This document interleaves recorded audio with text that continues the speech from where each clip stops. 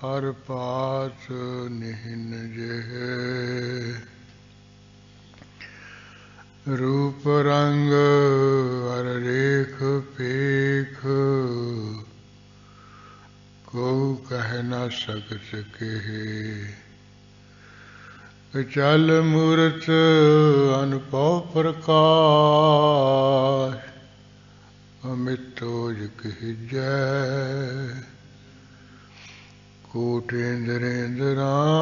कोटेन्द्रेन्द्रान साहे साहान गणिजय त्रिभुवन महीप स्वर नर स्वर नेत नेत बन तिरन कहत त्वै सर्वनाम कथय कवन कर्म नाम वर्णत समत अस कृपान खंडो खड़ग तुक तवरी अरती सैफ सरोही सहसी जय हमारे पीर तीर तुही सची तुही तवर तरवार नाम तिहारो जो जपै पै सिंध पव पार काल तुही काली तुही तेगी अरतीर तुही निशानी जीत की आज तुही जगबीर खड्ग केत में शरण तिहारी आप हास लिहु उहारी सर्व ठार मोह सहाई दुष्ट दोख ते लिहु बचाई नमस्कार श्री खड्ग को करो सुहित चित लाय पूर्ण करो ग्रंथ तुम करो सहाय मुकुचर शास्त्र खट पिंग किरण चढ़ जाय अंध लखै बदरो सुनै जो काल कृपा कराय कहाँ बुद्ध प्रभ तुष हमारी बरन सकै महिमा जो तिहारी हम न सकत कर सिवत तुम्हारी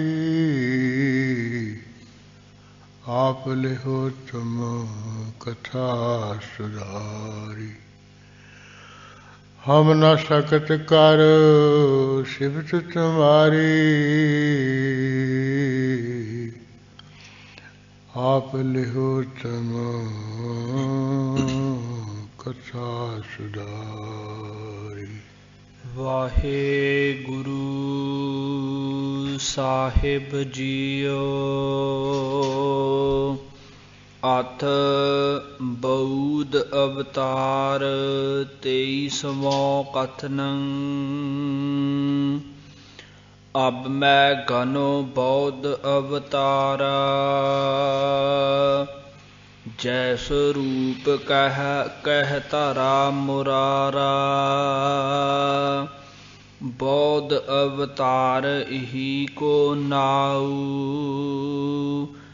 जाकर नाव न थाव न गाऊ अथ बौद्ध अवतार 23वां कथनं अब मैं घनो बौद्ध अवतारा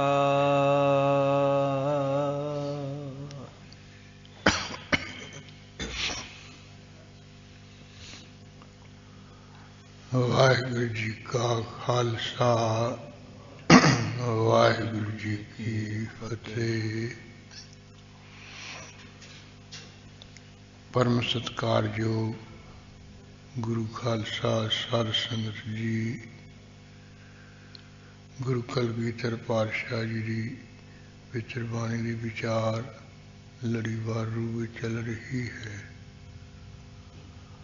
ਆਪਾਂ ਸਰਵਣ ਕਰਕੇ ਲਾਹਾ ਹਾਸਲ ਕਰ ਰਹੇ ਹਾਂ। ਜਿਵੇਂ ਆਪ ਜੀ ਨੇ ਭਾਗਵਤ ਪੁਰਾਣ ਦੇ ਵਿੱਚ 10ਵੇਂ ਸਕੰਦ ਵਿੱਚ ਕ੍ਰਿਸ਼ਨ ਭਗਵਾਨ ਜੀ ਜੋ ਵਿਸ਼ਨੂੰ ਦਾ ਅਵਤਾਰ ਇਸ ਸੰਸਾਰ ਦੇ ਵਿੱਚ ਹੋਇਆ ਹੈ, ਜਿਨ੍ਹਾਂ ਨੇ ਆ ਕੇ ਕਰਮ ਕਿਰਿਆ ਕੀਤੀ, ਲੀਲਾ ਕੀਤੀ, ਉਹ ਸਾਰੇ ਪ੍ਰਸੰਗ ਸਾਡੀ ਮਤ ਭਾਸ਼ਾ ਵਿੱਚ ਹੀ ਬਿਆਨ ਕਰ ਦਿੱਤੇ, ਸਾਡੀ ਸਮਝ ਗੋਚਰੇ ਬਿਆਨ ਕਰ ਦਿੱਤੇ, ਜਿਹੜੇ ਕੋ ਸੰਸਕ੍ਰਿਤ ਦੇ ਸ਼ਲੋਕਾਂ ਵਿੱਚ ਸਨ। ਇਸੇ ਤਰ੍ਹਾਂ ਹੀ ਜਿਵੇਂ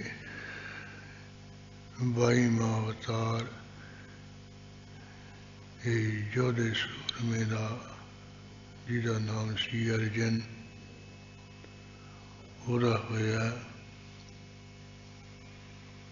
ਜਿਹਨੇ ਸੰਸਾਰ ਦੇ ਉੱਪਰ ਜਿਹੜੇ ਗਿਣਤੀ ਦੇ ਸੂਰਬੀਰ ਸੀ ਉਹਨਾਂ ਨੂੰ ਜਿੱਤਿਆ। 3 ਕਰੋੜ ਜਿਹੜੇ ਨਵਾਜ ਕਬਜ਼ ਨਾਮ ਦੇ ਦਾਨੋ ਸੀ ਉਹ ਮਾਰੇ। ਇਹ ਕਸ਼ਮੀਰੀ ਦਾ ਜਿਹੜਾ ਕੋਈ ਸ਼ੌਕ ਹੈ ਉਹਨੂੰ ਨਿਰਤ ਕੀਤਾ। ਫਿਰ ਸ਼ਿਵ ਜੀ ਨਾਲ ਜੰਗ ਜੁੱਧ ਕਰਕੇ ਉਹਦੀ ਪ੍ਰਸੰਨਤਾ ਹਾਲਤ ਕਰਕੇ ਵਰ ਲੈ ਲਿਆ। ਇਸੇ ਤਰ੍ਹਾਂ ਦੁਰਯੋਧਨ ਆਦਿਕ ਦੇ ਦੁਸ਼ਟ ਸਨ, ਉਹਨਾਂ ਨੂੰ ਵੀ ਜਦੋਂ ਦੂਜੇ ਮਾਰਨ ਪਏ ਉਹਨਾਂ ਨੂੰ ਵੀ ਇਹਨੇ ਛਡਾਇਆ। ਗਦਰ ਵਾਲਾ ਰਾਜਾ ਜਿਹੜਾ ਬੇਮੁਖ ਹੋ ਗਿਆ ਸੀ ਉਹ ਵੀ ਮੁੜ ਕੇ ਆ ਕੇ ਚਰਨ ਛੰਨ ਪੈ ਗਿਆ। ਇਸੇ ਤਰ੍ਹਾਂ ਅਗਨੀ ਦੇਵਤੇ ਦੀ ਮਦਦ ਕਰਨ ਵਾਸਤੇ ਗੰਡੀਵ ਨਾਮ ਦਾ ਤਨ ਪ੍ਰਾਪਤ ਕਰਕੇ ਤੀਰ ਚਲਾ ਕੇ ਇੰਦਰ ਦੇਵਤੇ ਦੀ ਜਿਹੜੀ 96 ਕਰੋੜ ਮੇਘਮਾਲਾ ਰਾਹੀਂ ਮੋਲੇ ਧਾਰ ਬਾਰਿਸ਼ ਹੈ, ਉਹਨੂੰ ਇੱਕ ਬੂੰਦ ਤੇ ਵੀ ਉਹ ਖੰਡ ਬਨ ਵਿੱਚ ਨਹੀਂ ਡਿੱਗਣ ਦਿੱਤਾ। ਇਸ ਤਰ੍ਹਾਂ ਉਹਦਾ ਜਿਹੜਾ ਕੋਈ ਦੇ ਖੰਡ ਬਣਦੀਆਂ ਜਿਹੜੀਆਂ ਜੜੀਆਂ ਬੂਟੀਆਂ ਜੇ ਉਹ ਤੂੰ ਖਾਵੇਂ ਤੇਰਾ ਇਹ ਬਦਹਜ਼ਮੀ ਦਾ ਰੋਗ ਨਾਸ ਹੋ ਸਕਦਾ। ਇਹੋ ਜਿਹੇ ਪ੍ਰਸੰਗ ਹੈ ਵੀ ਉਹ ਇਹਨੇ ਸਦਦ ਕਰਕੇ ਉਹਦੀ ਸਹਾਇਤਾ ਕਰਕੇ ਉਹਨੂੰ ਠੀਕ ਕਰਵਾਇਆ। ਇਸੇ ਤਰ੍ਹਾਂ ਜਿਹੜੇ ਕੌਰਵ ਸੀ ਜਿਨ੍ਹਾਂ ਨੇ ਉਹ ਬ੍ਰਾਹਮਣ ਦੀਆਂ ਗਊਆਂ ਨੂੰ ਜ਼ਬਰਦਸਤੀ ਕਰਕੇ ਖੋਹ ਕੇ ਲੈ ਗਏ ਸੀ ਚੋਰਾਵਾਂ, ਉਹ ਮਾਨੀਆਂ ਨਾਲ ਜੰਗ ਜੁੱਧ ਕਰਕੇ ਉਹਨਾਂ ਤੋਂ ਗਊਆਂ ਛੁਡਾ ਕੇ ਬ੍ਰਾਹਮਣ ਨੂੰ ਵਾਪਸ ਕਰਵਾਈਆਂ। ਇਸ ਤਰ੍ਹਾਂ ਕ੍ਰਿਸ਼ਨ ਜੀ ਦੇ ਨਾਲ ਰਲ ਮਿਲ ਕੇ ਉਹਨੂੰ ਖੁਸ਼ੀ ਪਰ ਖੁਸ਼ ਕਰਕੇ ਸੰਸਾਰ ਦੇ ਵਿੱਚ ਜਿਹੜੀ ਫਤਿਹ ਜਿੱਤ ਹਰ ਪਾਸੇ ਪ੍ਰਾਪਤ ਕੀਤੀ। ਭੀਸ਼ਮ ਪਿਤਾਮਹ ਨੂੰ, ਕਰਨ ਨੂੰ ਜਿਵੇਂ ਨੇ ਮਾਰ ਮੁਕਾਇਆ, ਭਿਆਨਕ ਸਰੂਪ ਵਿੱਚ ਭਿਆਨਕ ਜੰਗ ਜੁੱਧ ਕਰਕੇ ਜਿਹੜਾ ਬਲੀ ਦੁਰਯੋਧਨ ਸੀ ਉਹਨੂੰ ਵੀ ਜਿੱਤ ਲਿਆ ਤੇ ਉਹ ਜਲ ਰਾਜ ਪ੍ਰਾਪਤ ਕੀਤਾ।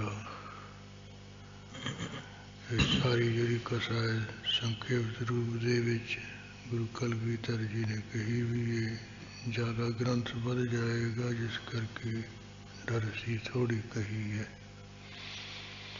ਅਖੀਰ ਤੇ ਕਿਹਾ ਵੀ ਇਹ ਪੁਰਾਣਾ ਅਨੁਸਾਰ ਜਿਹੜਾ ਅਰਜਨ ਹੈ ਨਰ ਅਵਤਾਰ ਸੀ ਵਿਸ਼ਨੂੰ ਜੀ ਦਾ 22ਵਾਂ 23ਵਾਂ ਅਵਤਾਰ ਹੋਇਆ। ਉਹ ਬੋਲਾ ਬੁੱਧ ਦਾ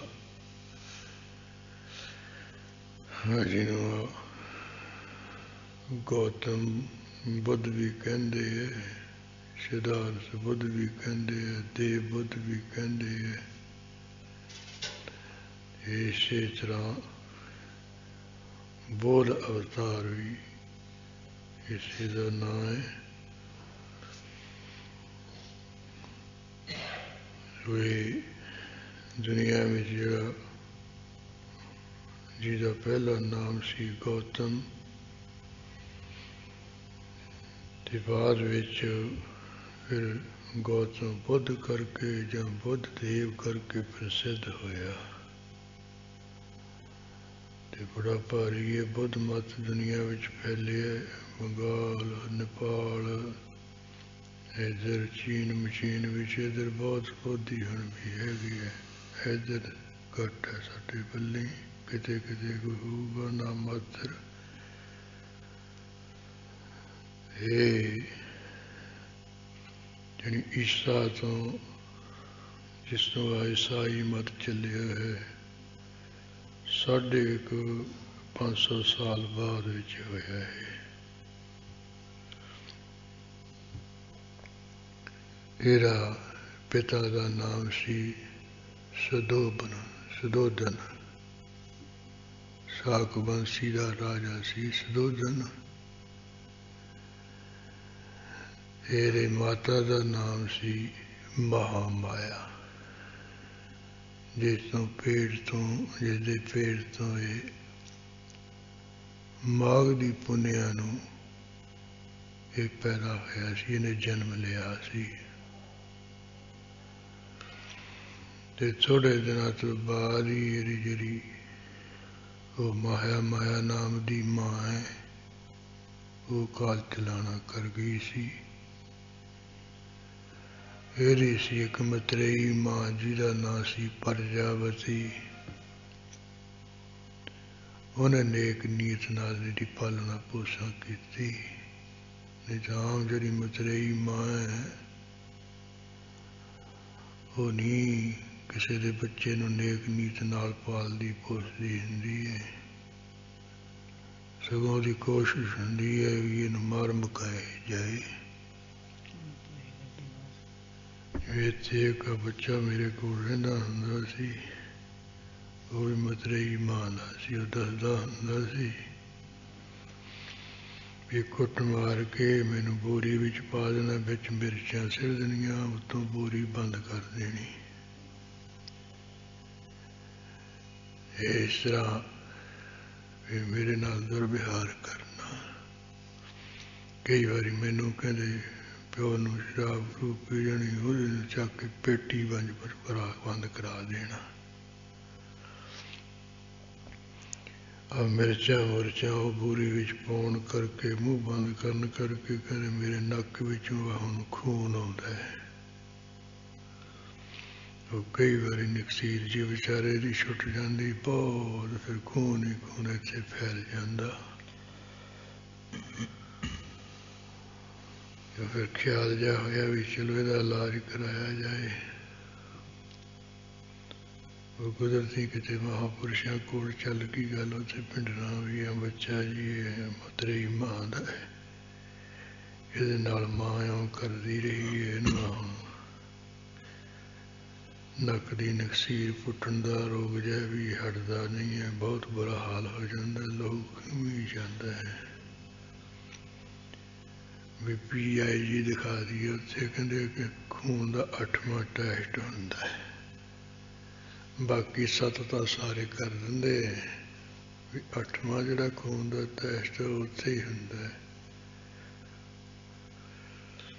ਆਮ ਨਹੀਂ ਹੈ ਇੱਥੇ, ਜਾਣੀ ਸਾਡੇ ਨੇੜੇ ਤੇੜੇ ਹੈ ਨਹੀਂ। ਇੱਧਰ ਦਿੱਲੀ ਵਗੈਰਾ ਤਾਂ ਸ਼ਾਇਦ ਕਿਤੇ ਹੋਵੇ, ਜਾਣੀ ਇੱਧਰ PGI ਹੈ।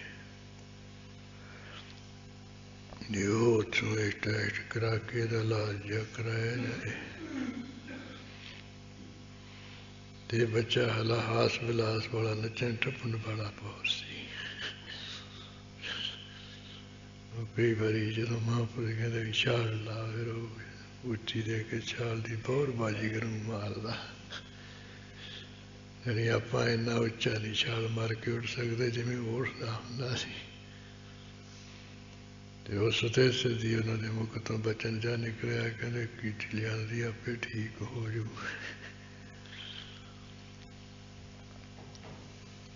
ਇੱਕ ਤਾਂ ਹੋ ਗਿਆ, ਦੂਜਾ ਮਤਲਬ ਪਰਮੇਸ਼ਰ ਤੇ ਮਹਾਰਾਜ ਤੇ ਨੀਚਾ ਬਹੁਤ ਰੱਖਣ ਵਾਲਾ ਸੀ, ਭਰੋਸਾ ਬਹੁਤ ਰੱਖਣ ਵਾਲਾ ਸੀ। ਰਾਤ ਨੂੰ ਕਿਤੇ ਨਕਸੂਰ ਚੀਰੀ ਫੁੱਟ ਗਈ ਤੇ ਲਹੂ ਜੋ ਨਿਕਲਣ ਲੱਗਿਆ, ਬੁਰਾ ਹਾਲ ਹੋ ਗਿਆ। ਫਿਰ ਲੱਗ ਗਿਆ ਰਾਤ ਨੂੰ ਬੇਨਤੀਆਂ ਕਰਨ, ਇਹ ਗੁਰੂ ਗੋਬਿੰਦ ਸਿੰਘ ਸਾਹਿਬ ਮੈਨੂੰ ਬਚਾ ਲਾ, ਇਹ ਮਹਾਰਾਜ ਮੈਨੂੰ ਬਚਾ ਲਾ, ਨਹੀਂ ਤਾਂ ਮੈਂ ਮਰ ਜੂੰਗਾ। ਤੇ ਆਪੇ ਤੜਕੇ ਦੱਸਦਾ ਸੀ ਮੈਨੂੰ, ਕਹਿੰਦਾ ਵੀ ਹੁਣ ਮੇਰਾ ਰੋਗ ਟੁੱਟ ਗਿਆ, ਹੁਣ ਨਹੀਂ ਮੈਨੂੰ ਇਹ ਰੋਗ ਹੋਣਾ ਹੈ, ਮਹਾਰਾਜ ਨੇ ਹਟਾਤਾ। ਮੈਂ ਕਿਹਾ ਕਿਵੇਂ ਹਟਾਤਾ? ਕਹਿੰਦੇ ਰਾਤ ਨੂੰ ਖੂਨ ਵਗਦਾ ਰਿਹਾ, ਮੈਂ ਤਾਂ ਫਿਰ ਸਾਰੀ ਰਾਤ ਹੀ ਮਹਾਰਾਜ ਅੱਗੇ ਬੇਨਤੀਆਂ ਕਰਦਾ ਰਿਹਾ ਵੀ ਮਹਾਰਾਜ ਮੈਨੂੰ ਬਚਾ ਲਾ, ਬਚਾ ਲਾ। ਮਹਾਰਾਜ ਨੇ ਕਹਿੰਦੇ ਫਿਰ ਅੰਮ੍ਰਿਤ ਵੇਲੇ ਮੇਰੇ ਸਿਰ ਤੇ ਆ ਕੇ ਹੱਥ ਰੱਖਤਾ, ਕਹਿੰਦੇ ਵੀ ਹੁਣ ਤੂੰ ਠੀਕ ਹੋ ਜਾਏਗਾ। ਕਹਿੰਦੇ ਹੁਣ ਨਹੀਂ ਮੈਨੂੰ ਹੁੰਦਾ ਹੈ, ਨਹੀਂ ਖੁਸ਼ ਹੋ ਕੇ ਮੈਨੂੰ ਦੱਸੇ ਵੀ ਮੇਰਾ ਖਹਿੜਾ ਛੁੱਟ ਗਿਆ। ਮਹਾਰਾਜ ਨੇ ਮੇਰੇ ਹੱਥ ਤੇ ਹੱਥ ਰੱਖਤਾ। ਉਹ ਜਿਵੇਂ ਅੱਲਾਹ ਕਹਿੰਦਾ ਸੀ ਬਿਲਕੁਲ 16 ਆਨੇ ਯਥਾਰਥੀ ਨਿਕਲੇ, ਮੁੜ ਕੇ ਨਹੀਂ ਇਹਨੂੰ ਨਕਸੀਰ ਕਿਤੇ ਪੁੱਠੀ ਕਿਤੇ ਨਹੀਂ ਖੂਨ ਡੁੱਲਿਆ। ਜਿਹੜੀਆਂ ਮਤਰੇਈ ਮਾਂ ਦੀਆਂ ਗੱਲਾਂ ਬਾਤਾਂ ਮੈਨੂੰ ਕਈ ਵਾਰੀ ਆ ਸੁਣਾਉਂਦਾ, ਮੈਂ ਹੱਕਾ ਵੱਕਾ ਹੋ ਜਾਂਦਾ ਵੀ ਇਹੋ ਜਿਹੀ ਮਤਰੇਈ ਮਾਂ ਇਹ ਬੱਚੇ ਨੂੰ ਇਹ ਮਾਨਤਾ ਕਿੱਥੋਂ ਤੱਕ ਪਹੁੰਚਦੀ ਹੈ। ਜੇ ਆਤਰੋਂ ਵੀ ਵਿਚਾਰਾ ਮਤਰੇਈ ਮਾਂ ਦਾ ਕੱਢੇ ਗਿਆ ਸੀ ਦਿਨਾਂ 'ਚ, ਇਹ ਵਿਚਾਰਾ ਉਹ ਕਾਰ ਸੇਵਾ ਵਾਲੇ ਨੇ ਕਿਤੇ ਦੇਖ ਦੁਖ ਲਿਆ ਦਾ ਬੁਰਾ ਹਾਲ ਜਿਹਾ। ਉਹ ਜਨਸਰ ਗੁਰਦੁਆਰਾ ਇੱਧਰ ਮੁਖੂ ਤੋਂ ਪਰੇ ਹੈਗਾ, ਉੱਥੇ ਉਹ ਬਾਬਾ ਬੁੱਲਾ ਸਿੰਘ ਰਹਿੰਦੇ ਸਨ। ਉਹਨੇ ਕਿਤੇ ਉਹ ਬਾਪ ਨੂੰ ਕਹਿਤਾ, ਕਿਉਂ ਇਹਨੂੰ ਵਿਚਾਰੇ ਨੂੰ ਮਰਵਾਉਣਾ ਤੂੰ ਮਤਰੇਈ ਮਾਂ ਤੋਂ, ਚੱਲ ਸਾਨੂੰ ਅਰਦਾਸ ਕਰਾ ਦੇ। ਤੇ ਉਹ ਕਾਰ ਸੇਵਾ ਨੂੰ ਉਹਨੂੰ ਅਰਦਾਸ ਕਰਾ ਦਿੱਤਾ ਸੀ। ਉਹ ਫਿਰ ਇੱਥੇ ਪੜ੍ਹਨ ਵਾਸਤੇ ਪਿੰਡਰੀ ਛੱਡਿਆ ਗਿਆ ਸੀ। ਉਹ ਬੱਚੇ ਨੂੰ ਤਾਂ ਰੱਖਦੇ ਹੈ ਨਹੀਂ ਮਹਾਂਪੁਰਸ਼। ਮੈਨੂੰ ਵੀ ਕਹਿੰਦੇ ਵੀ ਇਹ ਬੱਚਾ ਕਿਵੇਂ? ਮੈਂ ਕਿਹਾ ਜੀ ਮਤਰੇਈ ਮਾਂ ਦਾ ਹੈ, ਆਹ ਹਾਲ ਇਹਦੇ ਨਾਲ ਇਹੋ ਜਿਹਾ ਹੋ ਰਿਹਾ। ਫਿਰ ਉਹ ਸੁਣ ਸੁਣ ਕੇ ਚੁੱਪ ਕਰਕੇ ਕਹਿੰਦੇ ਵੀ ਆਪਾਂ ਰੱਖ ਦਿੱਤਾ ਨਹੀਂ, ਅਣਦਾੜ ਗਏ ਇੱਥੇ, ਚਲੋ ਠੀਕ ਹੈ। ਯਾਨੀ ਇਸ ਤਰ੍ਹਾਂ ਜਿਹੜੀ ਇਹ ਗੌਤਮ ਬੁੱਧ ਦੀ ਮਾਂ ਸੀ, ਹੈ ਤਾਂ ਮਤਰੇਈ ਸੀ, ਪਰ ਮਤਰੇਈ ਮਾਂ ਵਰਗੀ ਨਹੀਂ ਸੀ ਉਹ। ਉਹਨੇ ਕਹਿੰਦੇ ਨੇਕ ਨਹੀਂ, ਜਿਵੇਂ ਆਪਣੇ ਮਾਂ ਦਾ ਬੱਚਾ ਕੋਈ ਮਾਂ ਪਾਲਦੀ ਹੈ ਨਾ, ਐਂ ਹੀ ਇਹਨੂੰ ਪਾਲਿਆ ਗੌਤਮ ਬੁੱਧ ਨੂੰ। ਜਦੋਂ ਇਹ ਕੁਝ ਵੱਡਾ ਹੋ ਗਿਆ, ਫਿਰ ਇਹ ਜਿਹੜਾ ਵਿਸ਼ਵਾਮਿੱਤਰ ਸੀ ਤੇ ਇਹਦਾ ਪਿਤਾ ਸੀ ਕੌਸ਼ਿਕ ਜਾਂ ਗਾਂਧ, ਉਹਦੇ ਕੋਲੋਂ ਇਹਨੇ ਸ਼ਾਸਤਰ ਵਿਦਿਆ ਸਿੱਖੀ ਪੜ੍ਹੀ ਸੀ। ਹੋਰ ਕੀਰਤਨਾਂ ਦੀਆਂ ਬੋਲੀਆਂ ਵੀ ਇਹਨੇ ਸਿੱਖੀਆਂ ਸੀ। ਫਿਰ ਜਦੋਂ ਇਹ ਨੌਜਵਾਨ ਹੋ ਗਿਆ, ਦੇਵਦਾ ਨਾਮ ਦਾ ਰਾਜਾ ਸੀ, ਉਹਦੀ ਲੜਕੀ ਸੀ ਕੋਪਾਂ, ਉਹਦੇ ਨਾਲ ਗੌਤਮ ਬੁੱਧ ਦਾ ਵਿਵਾਹ ਹੋਇਆ ਸੀ।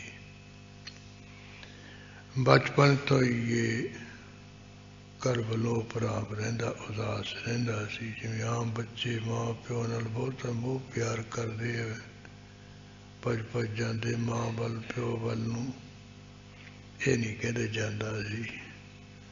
ਜਿਹੜਾ ਗੌਤਮ ਬੁੱਧ ਉਪਰਾਮ ਰਹਿੰਦਾ ਸੀ। ਇਸ ਤਰ੍ਹਾਂ ਜਦੋਂ ਗੋਪਾਂ ਨਾਲ ਇਹਦਾ ਵਿਵਾਹ ਜਿਹਾ ਹੋ ਗਿਆ, ਤੇ ਫਿਰ ਵੀ ਉਪਰਾਮ ਜਿਹਾ ਰਹਿੰਦਾ ਹੈ। ਇਹਦਾ ਜਿਹੜਾ ਪਿਓ ਸੀ ਸੁਧੋਬਨ, ਉਹਨੇ ਫਿਰ ਤਰ੍ਹਾਂ ਤਰ੍ਹਾਂ ਦੇ ਇਹਨੂੰ ਮਕਾਨ ਜੇ ਸੋਹਣੇ ਸੋਹਣੇ ਬਣਾ ਕੇ ਦਿੱਤੇ ਵੀ ਸ਼ਹਿਰ 'ਚ ਸੋਹਣੇ ਮਕਾਨਾਂ ਵਿੱਚ ਪਰਚ ਜਾਊਗਾ, ਪਰ ਇੱਧਰ ਇਹਦਾ ਕੋਈ ਖਿਆਲ ਨਹੀਂ ਹੋਇਆ, ਭਰਾ ਹੀ ਰਿਹਾ। ਅਖੀਰੀ ਇੱਕ ਬੱਚਾ ਇਹਦੇ ਘਰੇ ਪੈਦਾ ਹੋਇਆ ਗੋਪਾਂ ਦੇ ਉਧਰ ਤੋਂ, ਉਹਦਾ ਨਾਂ ਰੱਖਿਆ ਰਾਹੁਲ। ਜਦੋਂ ਇਹਨੂੰ ਪਤਾ ਚੱਲਿਆ ਵੀ ਮੇਰੇ ਘਰੇ ਪੁੱਤਰ ਪੈਦਾ ਹੋ ਗਿਆ, ਵੀ ਹਾੜ ਦੀ ਪੁੰਨਿਆਂ ਦੀ ਰਾਤ ਨੂੰ ਸੁੱਤਿਆਂ ਪਿਆ ਆਪਣੀ ਪਤਨੀ ਨੂੰ ਛੱਡ ਕੇ ਚਲਿਆ ਗਿਆ ਸੀ ਗੌਤਮ ਬੁੱਧ। ਫਿਰ ਜਿਹੜਾ ਇਹਦਾ ਪਿਤਾ ਸੀ ਸੁਧੋਧਨ, ਉਹਨੇ ਫਿਰ ਯਤਨ ਕੀਤਾ ਵੀ ਕਿਵੇਂ ਨਾ ਕਿਵੇਂ ਇਹ ਘਰੇ ਆ ਜਾਏ, ਅਪਰਾਜ ਭਾਗ ਸੰਭਾਲੇ। ਜਿਹਨੂੰ ਇਹ ਭੇਜਦਾ ਸੀ ਨਾ ਵੀ ਬੁਲਾ ਕੇ ਲਿਆ, ਉਹਨੂੰ ਇਹ ਐਸੀ ਸਿੱਖਿਆ ਦਿੰਦਾ, ਉਹਨੂੰ ਵੀ ਉੱਥੇ ਹੀ ਰੱਖ ਲੈਂਦਾ ਸੀ। ਵੇ ਇਸ ਤਰ੍ਹਾਂ ਫਿਰ ਹਾੜ ਦੀ ਪੁੰਨਿਆਂ ਦੀ ਰਾਤ ਨੂੰ ਮਹਾਬੋਧ ਨਾਮ ਦਾ ਇੱਕ ਪਿੱਪਲ ਹੈ, ਜਿੱਥੇ ਇਹਨੂੰ ਗਿਆਨ ਹੋਇਆ, ਉੱਥੇ ਬੈਠਿਆਂ ਬੈਠਿਆਂ ਦਿਵ ਗਿਆਨ ਹੋਇਆ ਸੀ ਇਸ ਨੂੰ।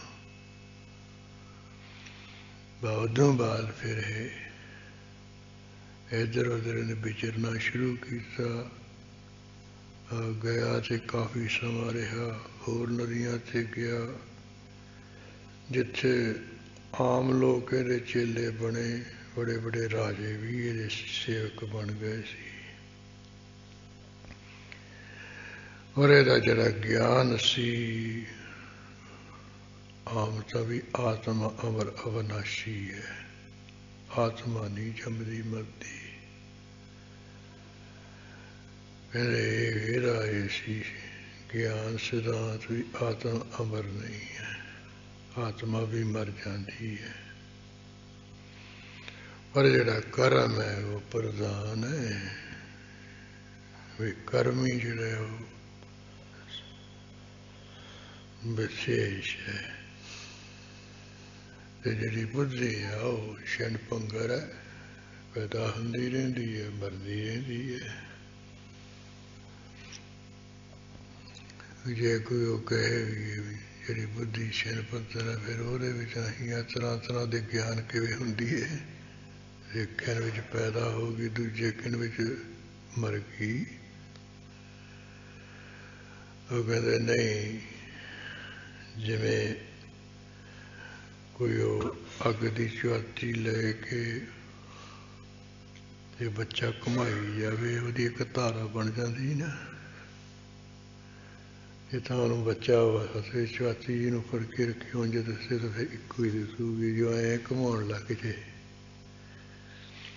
ਫਿਰ ਉਹ ਐਂ ਧਾਰਾ ਜੀ ਬਣ ਜੂਗੀ, ਐਂ ਲਿਖੂ ਵੀ ਐਂ ਬੜਾ ਤਕੜੀ ਚੁਆਤਾ ਜਿਹਾ ਚੱਕਰ ਹੈ।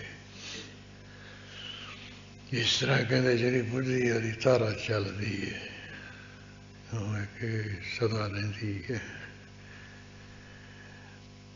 ਇਸ ਤਰ੍ਹਾਂ ਦਾ ਇਹਦਾ ਜਿਹੜਾ ਕੋਈ ਗਿਆਨ ਸੀ, ਔਰ ਜਿੰਨੇ ਵੀ ਇਹਦੇ ਸਿੱਖ ਸੇਵਕ ਹੈ, ਪੈਰੋਕਾਰ ਸੀ, ਉਹ ਸਾਰੇ ਇਹੋ ਜਿਹੇ ਹੋਏ ਸੀ। ਇਹ ਤਾਂ ਆਰੀਆ ਸਮਾਜੀਆਂ ਨੇ ਵੀ ਕਰਮ ਕਾਂਡ ਨੂੰ ਜ਼ਿਆਦਾ ਨਿੰਦਾ ਬਣਦਾ ਸੀ, ਜਿਸ ਕਰਕੇ ਉਹਨਾਂ ਨੇ ਫਿਰ ਇਹਨਾਂ ਦੇ ਨਾਲ ਬੜਾ ਭਾਰੀ ਜੰਗ ਕੀਤਾ, ਜਿੱਥੇ ਕਿਤੇ ਸੀ ਬਹੁਤ ਮਾਰ ਮੁਕਾ ਦਿੱਤੇ ਸਨ। ਉਹਦੇ ਲੱਖਾਂ ਦੀ ਗਿਣਤੀ ਵਿੱਚ ਇਹਦੇ ਸਿੱਖ ਸੇਵਕ ਸਨ, ਤੇ 3 ਗ੍ਰੰਥ ਇਹ ਤੋਂ ਬਾਅਦ ਬਣੇ, ਜਿਹਦਾ ਨਾਂ ਸੀ ਤ੍ਰਿਪਿਟਕ। ਉਹ ਇਸ ਤਰ੍ਹਾਂ ਉਹ ਹੁਣ ਵੀ ਗ੍ਰੰਥ ਹੈਗੇ ਤਿੰਨੇ ਤ੍ਰਿਪਿਟਕ ਨਾਮ ਦੇ। ਉਹ ਤਿੰਨਾਂ ਵਿੱਚ ਅੱਡੋ ਅੱਡੀ ਇਹਦੀ ਜਿਹੜੀ ਗਿਆਨ ਦੀ ਵਿਚਾਰ ਹੈ, ਉਹ ਜਿਵੇਂ ਇਹ ਬੁੱਧ ਦੇਵ ਦਾ, ਗੌਤਮ ਬੁੱਧ ਦਾ ਇਹਦਾ ਨਾਮ ਸਿਧਾਰਥ ਬੁੱਧ ਵੀ ਹੈ। ਇਸੇ ਤਰ੍ਹਾਂ ਇੱਕ ਇਹਦਾ ਨਾਮ ਸਾਕ ਮੁਨ ਵੀ ਹੈ, ਕਿਉਂਕਿ ਸਾਕ ਬੰਸੀ ਵਿੱਚ ਸੀ ਰਾਜਾ, ਇਸ ਕਰਕੇ ਸਾਕ ਮੁਨ ਬੰਸ ਵਿੱਚੋਂ ਪੈਦਾ ਹੋਣ ਵਾਲਾ ਮੁਨੀ ਮੰਨਣਸ਼ੀਲ ਆਮ ਬੁੱਧ ਅਵਤਾਰ ਹੈ। ਸਿੱਧਾ ਜਿਹਦੇ ਮਤ ਦੇ ਬੋਧੀ ਬਹੁਤ ਹੈ। ਉਹ ਜਿਵੇਂ 23ਵਾਂ ਅਵਤਾਰ ਵਿਸ਼ਨੂੰ ਦਾ ਹੋਇਆ, ਉਹਦਾ ਕਥਨ ਗੁਰੂ ਕਲਗੀਧਰ ਪਾਤਸ਼ਾਹ ਜੀ ਆਪਣੀ ਬਾਣੀ ਰਾਹੀਂ ਕਰ ਰਹੇ ਹਨ। ਅਬ ਮੈਂ ਘਨ ਬੋਧ ਅਵਤਾਰ। ਮਹਾਰਾਜ ਕਹਿੰਦੇ ਹੁਣ ਵਿਸ਼ਨੂੰ ਦਾ ਜਿਵੇਂ 23ਵਾਂ ਅਵਤਾਰ ਉਹ ਬੋਧ ਹੋਇਆ ਹੈ, ਬੁੱਧ ਦੇਵ ਹੈ, ਗੌਤਮ ਬੁੱਧ ਹੋਇਆ ਹੈ, ਉਹਦਾ ਮੈਂ ਵਿਚਾਰ ਕਰਦੇ ਦੱਸਦਾ ਹਾਂ, ਸੁਣਾਉਂਦਾ ਹਾਂ। ਜੈਸ ਰੂਪ ਕਹਿ ਧਾਰਾ ਮੁਰਾਰਾ। ਜਿਸ ਤਰ੍ਹਾਂ ਮੁਰਾਦਕ ਜਨਤਾ ਨੂੰ ਮਾਰਨ ਵਾਲੇ ਵਿਸ਼ਨੂੰ ਨੇ ਇਹ ਧਰਤੀ ਤੇ ਉਹ ਬੁੱਧ ਨਾਮ ਦਾ ਅਵਤਾਰ ਧਾਰਿਆ, ਗੌਤਮ ਬੁੱਧ ਰੂਪ ਧਾਰਿਆ। ਬੋਧ ਅਵਤਾਰ ਇਹੀ ਕੋ ਨਾਉ। ਦੂਜੇ ਰੂਪ ਦੇ ਵਿੱਚ ਵਿਗਿਆਨ ਦਾ ਅਵਤਾਰ, ਬੋਧ ਕਹੋ ਗਿਆਨ ਕਹੋ, ਗਿਆਨ ਦਾ ਅਵਤਾਰ ਜਿਵੇਂ 23ਵਾਂ ਧਾਰਿਆ ਵੀ ਉਹ ਬੋਧ ਅਵਤਾਰ, ਗਿਆਨ ਦਾ ਅਵਤਾਰ ਜਿਸ ਤਰ੍ਹਾਂ ਧਾਰਿਆ, ਉਹਦੇ ਸੰਬੰਧ ਵਿੱਚ ਮੈਂ ਕਥਨ ਕਰਦਾ। ਕਹਿੰਦੇ ਬੋਧ ਅਵਤਾਰ ਇਸੇ ਦਾ ਹੀ ਨਾਂ ਹੈ, ਗਿਆਨ ਦਾ ਅਵਤਾਰ ਦਾ ਇਹੀ ਨਾਂ ਹੈ। ਜਾ ਕਰ ਨਾਵ ਨ ਥਾਵ ਨ ਗਾਉ। ਜਿਸ ਬੋਧ ਦਾ ਗਿਆਨ ਦਾ ਨਾ ਤਾਂ ਕੋਈ ਨਾਂ ਹੈ ਤੇ ਨਾ ਕੋਈ ਥਾਂ ਹੈ, ਨਾ ਕੋਈ ਪਿੰਡ ਹੈ। ਇਹ ਕਿਹੜੇ ਪਿੰਡ ਵਿੱਚ ਗਿਆਨ ਪੈਦਾ ਹੋਇਆ, ਜੰਮਿਆ ਕਿਹੜੀ ਮਾਂ ਤੋਂ ਪੈਦਾ ਹੋਇਆ, ਕਹਿ ਤਾਂ ਨਹੀਂ ਨਾ ਸਕਦਾ ਕੋਈ। ਤੇ ਕਿਹੜੇ ਥਾਂ ਟਿਕਾਣੇ ਵਿੱਚ ਰਹਿੰਦਾ ਹੈ, ਕਿਹੜੇ ਘਰ ਰਹਿੰਦਾ ਹੈ, ਉਹਦਾ ਕੀ ਨਾਂ ਹੈ। ਯਾਨੀ ਉਹ ਗਿਆਨ ਦਾ ਨਾਮ ਨਹੀਂ ਨਾ ਦੱਸਿਆ ਜਾਂਦਾ ਵੀ ਆਹ ਹੈ ਗਿਆਨ ਦਾ ਨਾਂ ਹੈ। ਦੂਜਿਆਂ ਦਾ ਤਾਂ ਹੈ ਨਾ ਵੀ ਇਹਦਾ ਫਲਾਨਾ ਨਾਂ, ਇਹਦਾ ਬੱਚੇ ਦਾ ਨਾਂ ਹੈ, ਗਿਆਨ ਦਾ ਨਾਮ ਨਹੀਂ ਹੈ ਕੋਈ। ਨਾ ਉਹਦੇ ਮਾਂ ਪਿਓ ਦਾ ਨਾਂ, ਨਾ ਉਹਦਾ ਕੋਈ ਪਿੰਡ ਹੈ। ਬ੍ਰਹਮ ਗਿਆਨ ਦਾ ਕੁਛ ਨਹੀਂ ਹੈ, ਉਹਦਾ ਪਰਮੇਸ਼ਰ ਵੱਲੋਂ ਪੈਦਾ ਹੁੰਦਾ ਹੈ, ਪਰਮੇਸ਼ਰ ਹੀ ਸਭ ਕੁਛ ਹੈ। ਇਸ ਕਰਕੇ ਜਿਸ ਗਈ ਗਿਆਨ ਦਾ ਕੋਈ ਨਾਂ ਨਹੀਂ ਹੈ, ਕੋਈ ਥਾਂ ਨਹੀਂ ਹੈ, ਕੋਈ ਗਾਉ ਪਿੰਡ ਨਹੀਂ ਹੈ। ਜਾ ਕਰ ਨਾਵ ਨ ਠਾਵ ਬਖਾਨਾ। ਜਿਸ ਗਿਆਨ ਦਾ ਕੋਈ ਨਾਂ ਤੇ ਥਾਂ ਨਹੀਂ ਨਾ ਕਿਹਾ ਜਾਂਦਾ ਹੈ। ਬੋਧ ਅਵਤਾਰ ਵਹੀ ਪਹਿਚਾਨਾ। ਉਸ ਨੂੰ ਪਛਾਣ ਲੋ, ਬੋਧ ਅਵਤਾਰ, ਗਿਆਨ ਦਾ ਅਵਤਾਰ। ਸਾਰਿਆਂ ਦੇ ਹਿਰਦਿਆਂ ਵਿੱਚ ਗਿਆਨ ਹੁੰਦਾ ਨਾ, ਜਿਹੜੇ ਕੋਈ ਜਪ ਤਪ ਕਮਾਈ ਕਰਦੇ ਆ। ਇਸ ਕਰਕੇ ਕਹਿੰਦੇ ਕੋਈ ਥਾਂ ਟਿਕਾਣਾ ਨਹੀਂ, ਉਹ ਹਰ ਥਾਂ ਹੀ ਹੈ ਬੋਧ ਗਿਆਨ। ਸਿਲਾ ਸਰੂਪ ਰੂਪ ਤੇ ਜਾਨਾ। ਜਿਸ ਗਿਆਨ ਸਰੂਪ ਦੇ ਜਾਣਨੇ ਕਰਕੇ ਇਹ ਜਿਹੜਾ ਸੰਸਾਰ, ਇਹਨੂੰ ਕਹਿੰਦੇ ਸਿਲਾ ਸਰੂਪ ਮਨੁੱਖ ਜਾਣ ਲੈ, ਜੜ ਰੂਪ ਸਮਝ ਲੈਂਦਾ ਹੈ, ਨਾਸਵੰਤ ਸਮਝ ਲੈਂਦਾ ਹੈ। ਕਥਾ ਨ ਜਾਹ ਕਲੂ ਮਹਿਮਾਨਾ। ਜਿਸ ਦੀ ਕਹਿੰਦੇ ਗਿਆਨ ਸਰੂਪ ਦੀ ਜਿਹੜੀ ਕਥਾ ਹੈ ਸੰਸਾਰ ਦੇ ਵਿੱਚ, ਕਹਿੰਦੇ ਮਾਨਨੀਕ ਨਹੀਂ ਹੈ, ਸਤਿਕਾਰਯੋਗ ਨਹੀਂ ਹੈ। ਕਲਯੁਗ ਦੇ ਵਿੱਚ ਗਿਆਨ ਦੀ ਕੋਈ ਕਥਾ ਨਹੀਂ ਹੈ। ਦੂਜਾ ਗਿਆਨ ਬਥੇਰਾ, ਚੌਥਾ ਜਿਹੜਾ ਕੋਈ ਅਸਲੀ ਯਥਾਰਥ ਗਿਆਨ ਹੈ, ਉਹਦਾ ਕੋਈ ਇੱਥੇ ਮਾਨ ਸਤਿਕਾਰ ਨਹੀਂ ਹੈ। ਉੱਥੇ ਇਹਦਾ ਕੋਈ ਉਹਨੂੰ ਨਹੀਂ ਮੰਨਿਆ ਜਾਂਦਾ ਕਲਯੁਗ ਵਿੱਚ। ਇਹਦੀ ਕਲਯੁਗ ਦੇ ਵਿੱਚ ਇਹ ਜਿਹੜਾ ਗਿਆਨ ਹੈ ਉਹਦੀ ਕੋਈ ਸਤਿਕਾਰਯੋਗ ਕਥਾ ਨਹੀਂ ਹੈ, ਜਾਂ ਇਹ ਸਤਿਕਾਰਯੋਗ ਨਹੀਂ ਹੈ ਗਿਆਨ।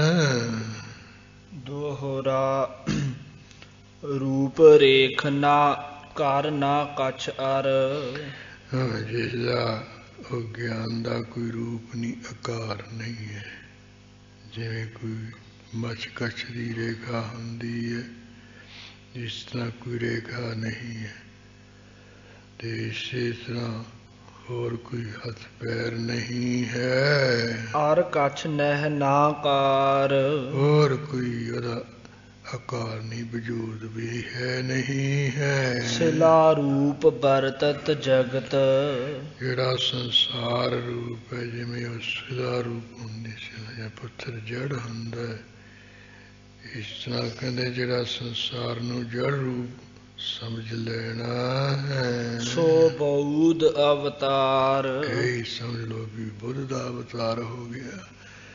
ਜਿੱਥੇ ਬੁੱਧ ਪੈਦਾ ਹੋ ਗਿਆ, ਗਿਆਨ ਪੈਦਾ ਹੋ ਗਿਆ, ਉੱਥੇ ਸੰਸਾਰ ਨੂੰ ਇਹ ਜੜ ਰੂਪ ਕਰਕੇ ਸਮਝਣ ਲੱਗ ਪੈਂਦਾ ਹੈ।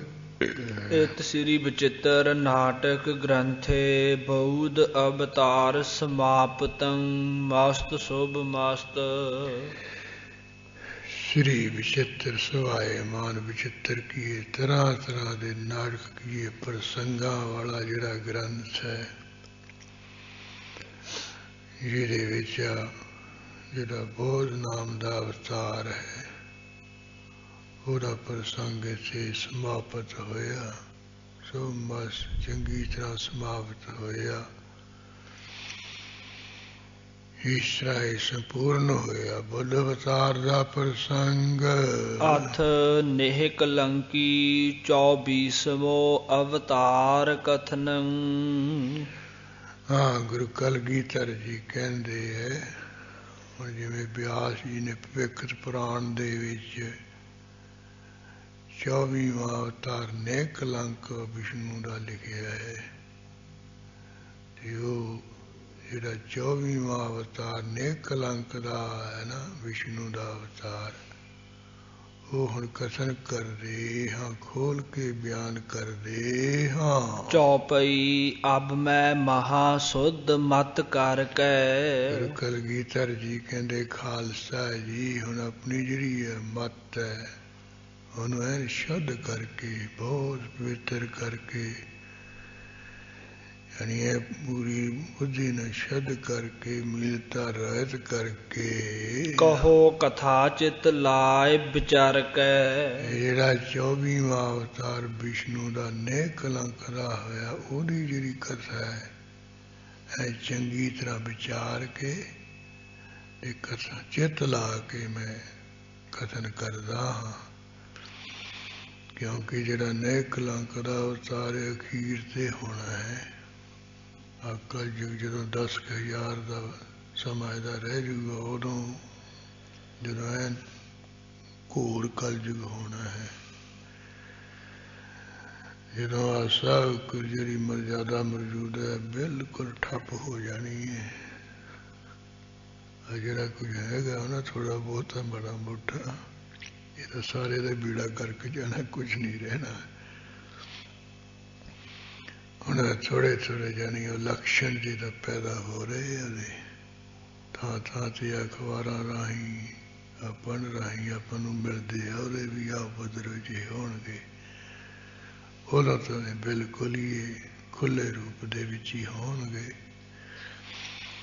ਇਸ ਕਰਕੇ ਕਹਿੰਦੇ ਜਿਹੜੀ ਨੇਹ ਕਲੰਕ ਅਵਤਾਰ ਦੀ ਕਥਾ ਹੈ, ਜੋ ਕਲਯੁਗ ਦੇ ਅਖੀਰ ਤੇ ਹੋਣਾ ਹੈ, ਉਸ ਕਥਾ ਨੂੰ ਐਨ ਚਿੱਤ ਲਾ ਕੇ ਤੇ ਐਨ ਵਿਚਾਰ ਕਰਕੇ ਅਸੀਂ ਕਹਿੰਦੇ ਹਾਂ। 24ਵਾਂ ਕਲਕੀ ਅਵਤਾਰ।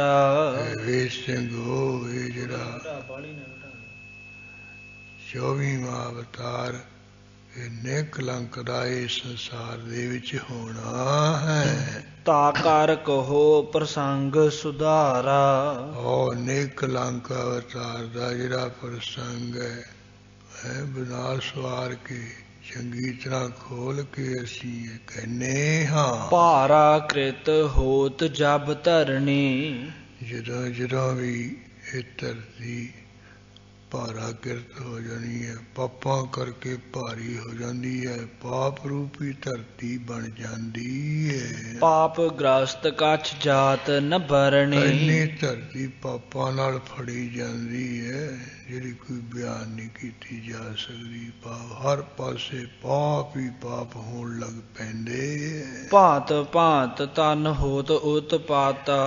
ਫਿਰ ਉਸ ਸਮੇਂ ਤਰ੍ਹਾਂ ਤਰ੍ਹਾਂ ਦੇ ਜਿਹੜੇ ਉਪਦਰਵ ਹੋਣ ਲੱਗ ਪੈਂਦੇ, ਅਨਰਥ ਹੋਣ ਲੱਗ ਪੈਂਦੇ। ਪੁੱਤਰਹਿ ਸੇਜ ਸੋਵਤ ਲੈ ਮਾਤਾ। ਇੱਥੋਂ ਤੱਕ ਉਪਦਰਵ ਹੋਣ ਲੱਗਦੇ, ਅਨਰਥ ਹੁੰਦੇ ਨੇ ਵੀ ਜਿਹੜਾ ਪੁੱਤਰ ਹੈ ਉਹਨੂੰ ਮਾਂ ਆਪਣੀ ਸੇਜਾ ਤੇ ਲੈਣ ਕੇ ਸੌਣ ਲੱਗ ਪੈਂਦੀ ਹੈ। ਜਾਣੀ ਹੈ ਜਦੋਂ ਕਲਯੁਗ ਦਾ ਭਿਆਨਕ ਜਿਹਾ ਸਮਾਂ ਆਇਆ ਉਦੋਂ ਆਹ ਅਨਰਥ ਹੋਊਗੀ, ਮਾਂ ਆਪਣੇ ਪੁੱਤਰ ਨਾਲ ਵੀ ਖੇ ਖਾਣ ਲੱਗ ਪਊਗੀ। ਸੁਤਾ ਪਿਤਾ ਤਨ ਰਮਤ ਨਿਸ਼ੰਕਾ। ਜਿਹੜੀ ਲੜਕੀ ਹੈ ਕਹਿੰਦੇ ਆਪਣੇ ਪਿਤਾ ਦੇ ਨਾਲ ਨੇ ਨਿਸ਼ੰਕ ਹੋ ਕੇ ਰਮੂ। ਲੜਕੀ ਤੇ ਪਿਤਾ ਦਾ ਆਪੋ ਵਿੱਚ ਹੀ ਸੰਬੰਧ ਹੋਣ ਲੱਗ ਪਏਗਾ। ਭਗਨੀ ਭਰਤ ਭਰਾਤ ਕਹਿ ਅੰਕਾ। ਇਹੋ ਜਿਹਾ ਅਨਰਥ ਹੋਊਗਾ ਜਿਹੜੀ ਭੈਣ ਹੈ ਕਹਿੰਦੇ ਆਪਣੇ ਭਰਾ ਨੂੰ ਹੈ ਜ਼ਬਰਦਸਤੀ ਕਹਿੰਦੇ ਜੱਫੀ ਵਿੱਚ ਲਊਗੀ। ਇਸ ਤਰ੍ਹਾਂ ਕਹਿੰਦੇ ਮਾਂ ਭਰਾ ਤੇ ਭੈਣ ਦਾ ਵੀ ਇਹ ਰਿਸ਼ਤਾ ਖਤਮ। ਇਹ ਵੀ ਪਤ ਪਤਨੀ ਦਾ ਰੂਪ ਜਾ ਕਰ ਲੈਣਗੇ। ਭਰਾਤ ਬਹਿਨ ਤਨ ਕਰਤ ਬਿਹਾਰਾ। ਜਿਹੜਾ ਭਰਾ ਹੈ ਭੈਣ ਦੇ ਨਾਲ ਕਹਿੰਦੇ ਮਾੜਾ ਵਿਹਾਰ ਜਿਵੇਂ ਆਪਣੀ ਪਤਨੀ ਨਾਲ ਕਰਦਾ ਉਹੀ ਭੈਣ ਨਾਲ ਵਿਵਹਾਰ ਕਰਨ ਲੱਗ ਜਾਏਗਾ ਭਰਾ ਵੀ। ਇਸਤਰੀ ਤਜੀ ਸਕਲ ਸੰਸਾਰਾ। ਤੇ ਸੰਸਾਰ ਦੇ ਲੋਕ ਆਪਣੀ ਜਿਹੜੀ ਕੋਈ ਪਤਨੀ ਉਹਦਾ ਖਹਿੜਾ ਛੱਡ ਜਾਣਗੇ।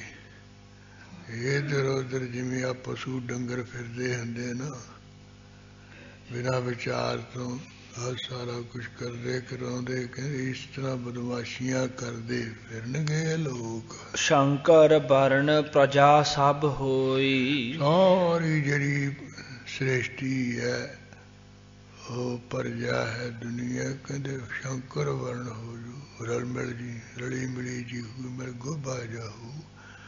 ਭਾਵ ਇਹ ਬ੍ਰਾਹਮਣ ਹੈ ਕਿ ਛਤਰੀ ਹੈ ਕਿ ਖੱਤਰੀ ਹੈ ਕਿ ਸੂਦਰ ਹੈ। ਸਿੱਧਾ ਗੱਲ ਵੀ ਸਾਰੇ ਬੇਰੜੇ ਹੋ ਜਾਣਗੇ।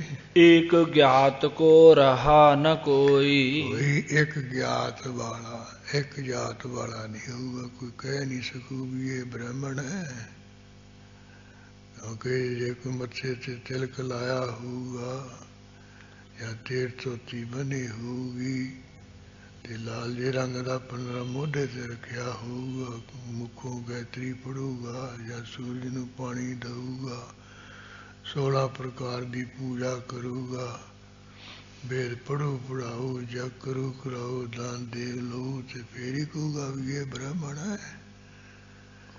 ਜਦੋਂ ਇਹ 6 ਕਰਮ ਤੱਕ ਕਰਨੇ ਨਹੀਂ ਫਿਰ ਕਿਵੇਂ ਕਹੂਗਾ ਵੀ ਇਹ ਬ੍ਰਾਹਮਣ ਹੈ। ਇਹ ਹੱਥ ਵਿੱਚ ਸ਼ਾਸਤਰ ਕੋਈ ਨਹੀਂ ਹੈ, ਰੱਖਣਾ ਕੁਝ ਨਹੀਂ ਹੈ। ਉਹ ਅਸੀਂ ਜੀ ਛਤਰੀ ਆ ਜੀ। ਇਹ ਅੱਜ ਕੱਲ੍ਹ ਵੀ ਸਿਰ ਮੂੰਹ ਮਨਾਇਆ ਹੁੰਦਾ ਸਭ ਕੁਝ ਚੱਟੂ ਕੀਤਾ ਕਹਿੰਦੇ ਅਸੀਂ ਮਨ ਦੇ ਸਿੱਖ ਆ ਜੀ, ਸਾਡਾ ਮਨ ਹੀ ਸਿੱਖ ਹੈ। ਵੀ ਜੇ ਮਨ ਸਿੱਖ ਬਣ ਗਿਆ ਫਿਰ ਬਾਹਰਲਾ ਤਾਂ ਸਿੱਖੀ ਦਾ ਲਿਬਾਸ ਆਪੇ ਆ ਜਾਣਾ। ਮਨ ਨੇ ਅੰਦਰੋਂ ਕਹਿਣਾ ਵੀ ਤੂੰ ਕਿਰਪਾਨ ਪਾ ਲਾ, ਮਨ ਨੇ ਕਹਿਣਾ ਵੀ ਕੇਸ ਰੱਖ ਲੈ, ਮਨ ਨੇ ਕਹਿਣਾ ਵੀ ਦਾੜੀ ਰੱਖ ਲੈ। ਜਿੰਨਾ ਚਿਰ ਮਨ ਨਹੀਂ ਨਾ ਸਿੱਖ ਬਣਿਆ ਬਾਹਰੋਂ ਨਹੀਂ ਸਿੱਖੀ ਵਧਾਰਦਾ ਕੋਈ, ਉਹਨਾਂ ਚਿਰ ਕਕਾਰ ਨਹੀਂ ਰੱਖੂਗਾ। ਇਸ ਕਰਕੇ ਜਿਹਨੇ ਐਵੇਂ ਕਹਿਣਾ ਕੌਣ ਹੈ ਇਹਨਾਂ ਦਾ ਮਿਥਿਆਸ ਨਿਰਾ 16 ਨੇ ਝੂਠ ਹੈ ਗੱਪ ਹੈ। ਇਹ ਕਹਿੰਦੇ ਤੁਸੀਂ ਐਵੇਂ ਬਾਹਰਲਾ ਦਿਖਾਉਣੇ ਕਿਰਪਾਨਾਂ ਪਾ ਕੇ, ਅਸਲੀ ਮਨ ਦੇ ਸਿੱਖ ਤਾਂ ਅਸੀਂ ਹਾਂ। ਇਹੋ ਜਿਹੇ ਕਲਯੁਗ ਯੁੱਗ ਵਿੱਚ ਗਿਆਨੀ ਪੈਦਾ ਹੋ ਜਾਣਗੇ ਜਿਨ੍ਹਾਂ ਦਾ ਕੋਈ ਜਾਤ ਪ੍ਰਾਤ ਨਹੀਂ ਹੋਊਗੀ, ਨਾ ਕੋਈ ਮੂੰਹ ਸਿਰ ਹੋਊਗਾ। ਇਸ ਕਰਕੇ ਸਾਰੀ ਪ੍ਰਜਾ ਕਹਿੰਦੇ ਸ਼ੰਕਰ ਵਰਣੀ ਹੋਊਗੀ, ਬੇੜੀ ਹੋ ਜਾਊਗਾ, ਕਿਸੇ ਦਾ ਦੀਨ ਮਾਲ ਨਹੀਂ ਰਹੇਗਾ। ਅਤ ਬਿਵਚਾਰ ਫਸੀ ਬਾਰ ਨਾਰੀ। ਤੇ ਜਿਹੜੀਆਂ ਚੰਗੀਆਂ ਚੰਗੀਆਂ ਇਸਤਰੀਆਂ ਨਾ ਉਹ ਕਹਿੰਦੇ ਭੈੜੇ ਕਰਤੱਬਾਂ ਵਿੱਚ ਰਹਿ ਜਾਓ, ਬਦਮਾਸ਼ੀਆਂ ਕਰਨ ਲੱਗ ਪੈਣਗੀਆਂ। ਇੱਥੇ ਧਰਮ ਰੀਤ ਕੀ ਪ੍ਰੀਤ ਵਿਸਾਰੀ। ਜਿਹੜੀ ਧਰਮ ਦੀ ਰੀਤੀ ਹੈ ਉਹਦੀ ਤਾਂ ਪ੍ਰੀਤੀ ਭੁਲਾ ਦੇਗੀ। ਜਿਹੜੀ ਘਰ ਇਸ ਤਰ੍ਹਾਂ ਦੀਆਂ ਇਸਤਰੀਆਂ ਕਲਯੁਗ ਦੇ ਅਖੀਰ ਤੇ ਹੋ ਜਾਣਗੀਆਂ, ਜਦੋਂ ਇਹਨੇ ਕਲੰਕ ਨੇ ਆਉਣਾ ਹੈ। ਘਰ ਘਰ ਝੂਠ ਅਮੱਸਿਆ ਭਈ। ਤੇ ਘਰਾਂ ਘਰਾਂ ਵਿੱਚ ਜਿਹੜਾ ਝੂਠ ਹੈ ਉਹਦੀ ਤਾਂ ਅਮੱਸਿਆ ਦੀ ਰਾਤ ਹੀ ਹੋ ਜਾਊਗੀ। ਘਰਾਂ ਘਰਾਂ ਦੇ ਵਿੱਚ ਝੂਠ ਹੀ ਝੂਠ ਪ੍ਰਦਾਨ ਹੋਏਗਾ, ਝੂਠ ਹੀ ਬੋਲਣਗੇ। ਜੇ ਅਮੱਸਿਆ ਨੂੰ ਹਨੇਰੀ ਰਾਤ ਹੁੰਦੀ ਹੈ ਨਾ, ਉਹ ਘਰਾਂ ਘਰਾਂ ਦੇ ਵਿੱਚ ਕਹਿੰਦੇ ਝੂਠ ਦੀ ਰਾਤ ਹੋਊਗੀ। ਘਰਾਂ ਘਰਾਂ ਵਿੱਚ ਝੂਠ ਹੀ ਹੋਊਗਾ ਹਰ ਪਾਸੇ। ਇਹ ਤਾਂ ਹੁਣ ਵੀ ਤੁਸੀਂ ਦੇਖ ਲਓ। ਇਹ ਵਿਸ਼ੇਸ਼ ਕਰਕੇ ਜ਼ਿਆਦਾਤਰ ਲੋਕ ਜਿਹੜੇ ਆ ਝੂਠ ਬੋਲਦੇ ਆ। ਇਹਨਾਂ ਨੇ ਕੋਈ ਝੂਠ ਬੋਲਦੇ ਆ, ਕਿਉਂ ਬੋਲਦੇ? ਕਹਿੰਦੇ ਨਹੀਂ ਇਹ ਝੂਠ ਨਹੀਂ, ਇਹ ਨੀਤੀ ਹੈ, ਸ਼ਾਸਤ ਹੈ। ਜਿਹੜੀ ਝੂਠ ਦਾ ਨਾ ਨੀਤੀ ਰੱਖਿਆ, ਸ਼ਾਸਤ ਰੱਖਿਆ ਹੈ। ਜਿਹੜੀ 420 ਕਰਨੀ ਕਿਸੇ ਦਾ, ਜਿਹੜਾ ਝੂਠ ਬੋਲਣਾ ਉਹਦਾ ਨਾਂ ਇਹਨਾਂ ਨੇ ਰੱਖ ਲਿਆ, ਨਾ ਉਹਦਾ ਤਬਦੀਲ ਕਰ ਲਿਆ। ਉਹ ਇਸ ਕਰਕੇ ਕਹਿੰਦੇ ਘਰਾਂ ਘਰਾਂ ਵਿੱਚ ਝੂਠ ਦੀ ਹਨੇਰੀ ਰਾਤ ਹੋ ਜਾਊਗਾ, ਝੂਠ ਹੀ ਪ੍ਰਧਾਨ ਹੋ ਜਾਏਗਾ, ਝੂਠ ਹੀ ਬੋਲਣ ਲੱਗ ਪੈਣਗੇ। ਇਹ ਤਾਂ ਹੁਣ ਵੀ ਲੱਖੇ ਦੇ ਮਾਤ ਦੇਖਣ ਵਿੱਚ ਆਉਂਦਾ ਹੀ ਹੈ। ਆ ਮਾਤਰ ਦੇਖ ਲਓ ਵੀ, ਜਦੋਂ ਕੋਈ ਆ ਪੜ੍ਹਨ ਲਿਖਣ ਆਉਂਦਾ ਮੇਰੇ ਕੋਲੇ, ਮੈਂ ਉਹਨੂੰ ਕਹਿ ਦਿੰਦਾ ਵੀ ਜਦੋਂ ਜਾਣਾ ਹੋਵੇ ਸੱਚ ਬੋਲ ਕੇ ਜਾਣਾ, ਤੈਨੂੰ ਕੋਈ ਤਲਵਾਰ ਨਹੀਂ ਤੇਰੀ। ਵੀ ਨਹੀਂ ਮਨ ਮੰਨਦਾ, ਕਹਦੇ ਵੀ ਭਾਈ ਮੈਂ ਜਾਣਾ ਹੈ। ਜਦੋਂ ਜਾਊਗਾ ਝੂਠ ਬੋਲ ਕੇ ਜਾਊਗਾ, ਸੱਚ ਨਹੀਂ ਬੋਲਦਾ। ਨਾਲੇ ਨਾਲੇ ਮੈਂ ਕਹਿ ਦਿੰਦਾ ਵੀ ਆਉਣ ਵੇਲੇ ਰੋਕਣਾ ਤੈਨੂੰ, ਜਾਣ ਵੇਲੇ ਚਾਰੇ ਦਰਵਾਜ਼ੇ ਖੁੱਲੇ ਹੈ, ਪਰ ਝੂਠ ਨਹੀਂ ਬੋਲ ਕੇ ਜਾਣਾ। ਇਹ ਸੱਚ ਕਹਿ ਦੇਣਾ। ਕੋਈ ਕਹੂਗਾ ਮੈਂ ਨਾਨੀ ਦੀ ਸੇਵਾ ਕਰਨੀ ਹੈ, ਕਹੂਗਾ ਮੈਂ ਕਿਤੇ ਨਾ ਕਿਤੇ ਜਾਣਾ ਹੈ, ਕੋਈ ਕੁਝ ਕਹੂਗਾ। ਯਾਨੀ ਝੂਠ ਹੀ ਬੋਲ ਕੇ ਜਾਣਾ ਹੈ। ਉਹ ਜਿੰਨਾ ਮਰਜ਼ੀ ਜ਼ੋਰ ਲਾ ਲਈ ਵੀ ਸੱਚ ਬੋਲ ਕੇ ਜਾਣਾ, ਕੋਈ ਨਹੀਂ ਰੋਕਦਾ ਟੋਕਦਾ। ਇੱਥੇ ਖੁੱਲੇ ਦਰਵਾਜ਼ੇ ਹੈ ਇੱਥੇ ਨੂੰ, ਵੀ ਆਪਾਂ ਕਿਹੜੇ ਕੋਈ ਉਹਨੇ ਗੰਗ ਪੁੱਠੇ ਪਾਉਣੇ ਘੋੜੇ ਨੂੰ ਤੇ ਤੋਂ ਨਹਾਉਣਾ ਹੈ। ਤੋਂ ਇਹ ਇੱਥੋਂ ਆਪਦੀ ਮਰਜ਼ੀ ਨਾਲ ਆਇਆ, ਆਪਦੀ ਮਰਜ਼ੀ ਨੇ ਚਲੇ ਜਾਣਾ। ਤੈਨੂੰ ਖਿੱਚ ਕੇ ਤਾਂ ਨਹੀਂ ਲਿਆਂਦਾ ਘਰੋਂ, ਵੀ ਝੂਠ ਕਿਉਂ ਬੋਲਣੇ। ਪਰ ਫਿਰ ਵੀ ਉਹ ਕਲਯੁਗ ਦਾ ਐਸਾ ਪ੍ਰਭਾਵ ਹੈ, ਬਿਨਾਂ ਵਜ੍ਹਾ ਕਤੋਂ ਤੋਂ ਇਹ ਇੱਥੇ ਲਾਣਾ ਝੂਠ ਬੋਲੀ ਜਾਂਦਾ ਹੈ। ਇਸ ਕਰਕੇ ਇੱਥੇ ਮਹਾਰਾਜ ਕਹਿੰਦੇ ਵੀ ਚੱਲ ਜਿਉਂ ਜਦੋਂ ਕਲਯੁਗ ਦਾ ਇਹ ਪੂਰਾ ਪ੍ਰਭਾਵ ਹੋ ਗਿਆ ਨਾ, ਝੂਠ ਦੀ ਤਾਂ ਹਨੇਰੀ ਰਾਤ ਹੀ ਹੋ ਜਾਊਗਾ, ਹਰ ਪਾਸੇ ਝੂਠ ਹੀ ਝੂਠ ਹੋਊਗਾ। ਸਾਚ ਕਲਾ ਸਸ ਕੀ ਦੁਰ ਗਈ। ਉਹ ਜਿਵੇਂ ਮਹਾਰਾਜ ਨੇ ਕੂੜੋ ਮਾਵ ਸੱਚ ਚੰਦਰਮਾ ਦੀਸੈ ਨਾਹੀ ਕਹਿ ਚੜਿਆ। ਇਹ ਕੂੜ ਮਾਵਸ ਜਿਹੜਾ ਝੂਠ ਹੈ ਉਹਦਾ ਮੱਸਿਆ ਦੀ ਰਾਤ ਵਾਂਗ ਹੋ ਗਿਆ, ਹਨੇਰੇ ਹਰ ਪਾਸੇ ਹਨੇਰੇ ਵਾਂਗ ਫੈਲ ਗਿਆ। ਸੱਚ ਰੂਪੀ ਜਿਹੜਾ ਚੰਦਰਮਾ ਹੈ ਉਹ ਕਿਤੇ ਚੜਿਆ ਨਹੀਂ ਦਿੰਦਾ, ਸੱਚ ਬੋਲਣਾ ਕਿਤੇ ਸੁਣਾਈ ਨਹੀਂ ਦਿੰਦਾ ਹੈ। ਇਸੇ ਤਰ੍ਹਾਂ ਇੱਥੇ ਸਾਚ ਕਲਾ ਸਸ ਕੀ ਦੁਰ ਗਈ। ਜਿਹੜੀ ਸੱਚ ਬੋਲਣ ਦੀ ਕਲਾ ਹੈ, ਚੰਦਰਮਾ ਦੀ ਇੱਕ ਕਲਾ ਹੈ, 16 ਕਲਾ ਹੈ ਚੰਦਰਮਾ ਦੀਆਂ। ਇਹ ਤਾਂ ਕੋਈ ਕਲਾ ਵੀ ਨਹੀਂ ਰਹੀ। ਉਹ ਵੀ ਲੋਕ ਕਹੀ ਹੈ ਵੀ ਮੱਸਿਆ ਨੂੰ ਬਿਲਕੁਲ ਰਾਤ ਹੀ ਰਾਤ ਹੁੰਦੀ, ਹਨੇਰਾ ਹੀ ਹਨੇਰਾ ਹੁੰਦਾ ਹੈ। ਇੱਕ ਨੂੰ ਤਾਂ ਇੱਕ ਕਲਾ ਮੰਨ ਲਓ ਨਾ, ਦੂਜ ਨੂੰ ਦੂਜੀ ਕਲਾ, ਤੀਜ ਨੂੰ ਤੀਜ। ਇੱਥੇ ਕਹਿੰਦੇ ਇਸ ਤਰ੍ਹਾਂ ਸੱਚ ਦੀ ਜਿਹੜੀ ਕਲਾ ਹੈ ਚੰਦਰਮਾ ਦੀ, ਉਹ ਬਿਲਕੁਲ ਹੀ ਛੁਪ ਗਈ ਹੈ। ਸੱਚ ਕਿਤੇ ਦਿਸਦਾ ਹੀ ਨਹੀਂ ਹੈ। ਜਹ ਤਹ ਹੋਣ ਲੱਗੇ ਉਤਪਾਤਾ। ਜਿੱਥੇ ਕਿੱਥੇ ਹਰ ਪਾਸੇ ਉਪਦਰਵੀ ਹੋਣ ਲੱਗ ਪਏ। ਹੋਣ ਲੱਗ ਪੈ ਜਾਣਗੇ। ਜਦੋਂ ਇਹ ਕਲਯੁਗ ਦਾ ਮਹਾਨ ਭਿਆਨਕ ਸਮਾਂ ਆਇਆ, ਜਦੋਂ ਇਹ ਨੇ ਕਲੰਕ ਨੇ ਪੈਦਾ ਹੋਣਾ, ਹਰ ਪਾਸੇ ਉਪਦਰਵ ਹੋਣ ਲੱਗ ਪੈਂਦੇ। ਭੋਗਤ ਪੂਤ ਸੇਜ ਚੜ ਮਾਤਾ। ਉਸੇ ਪ੍ਰਕਰਨ ਨਾਲ ਫਿਰ ਦ੍ਰਿੜ ਕਰਾਉਣ ਵਾਸਤੇ ਬਾਰ-ਬਾਰ ਮਹਾਰਾਜ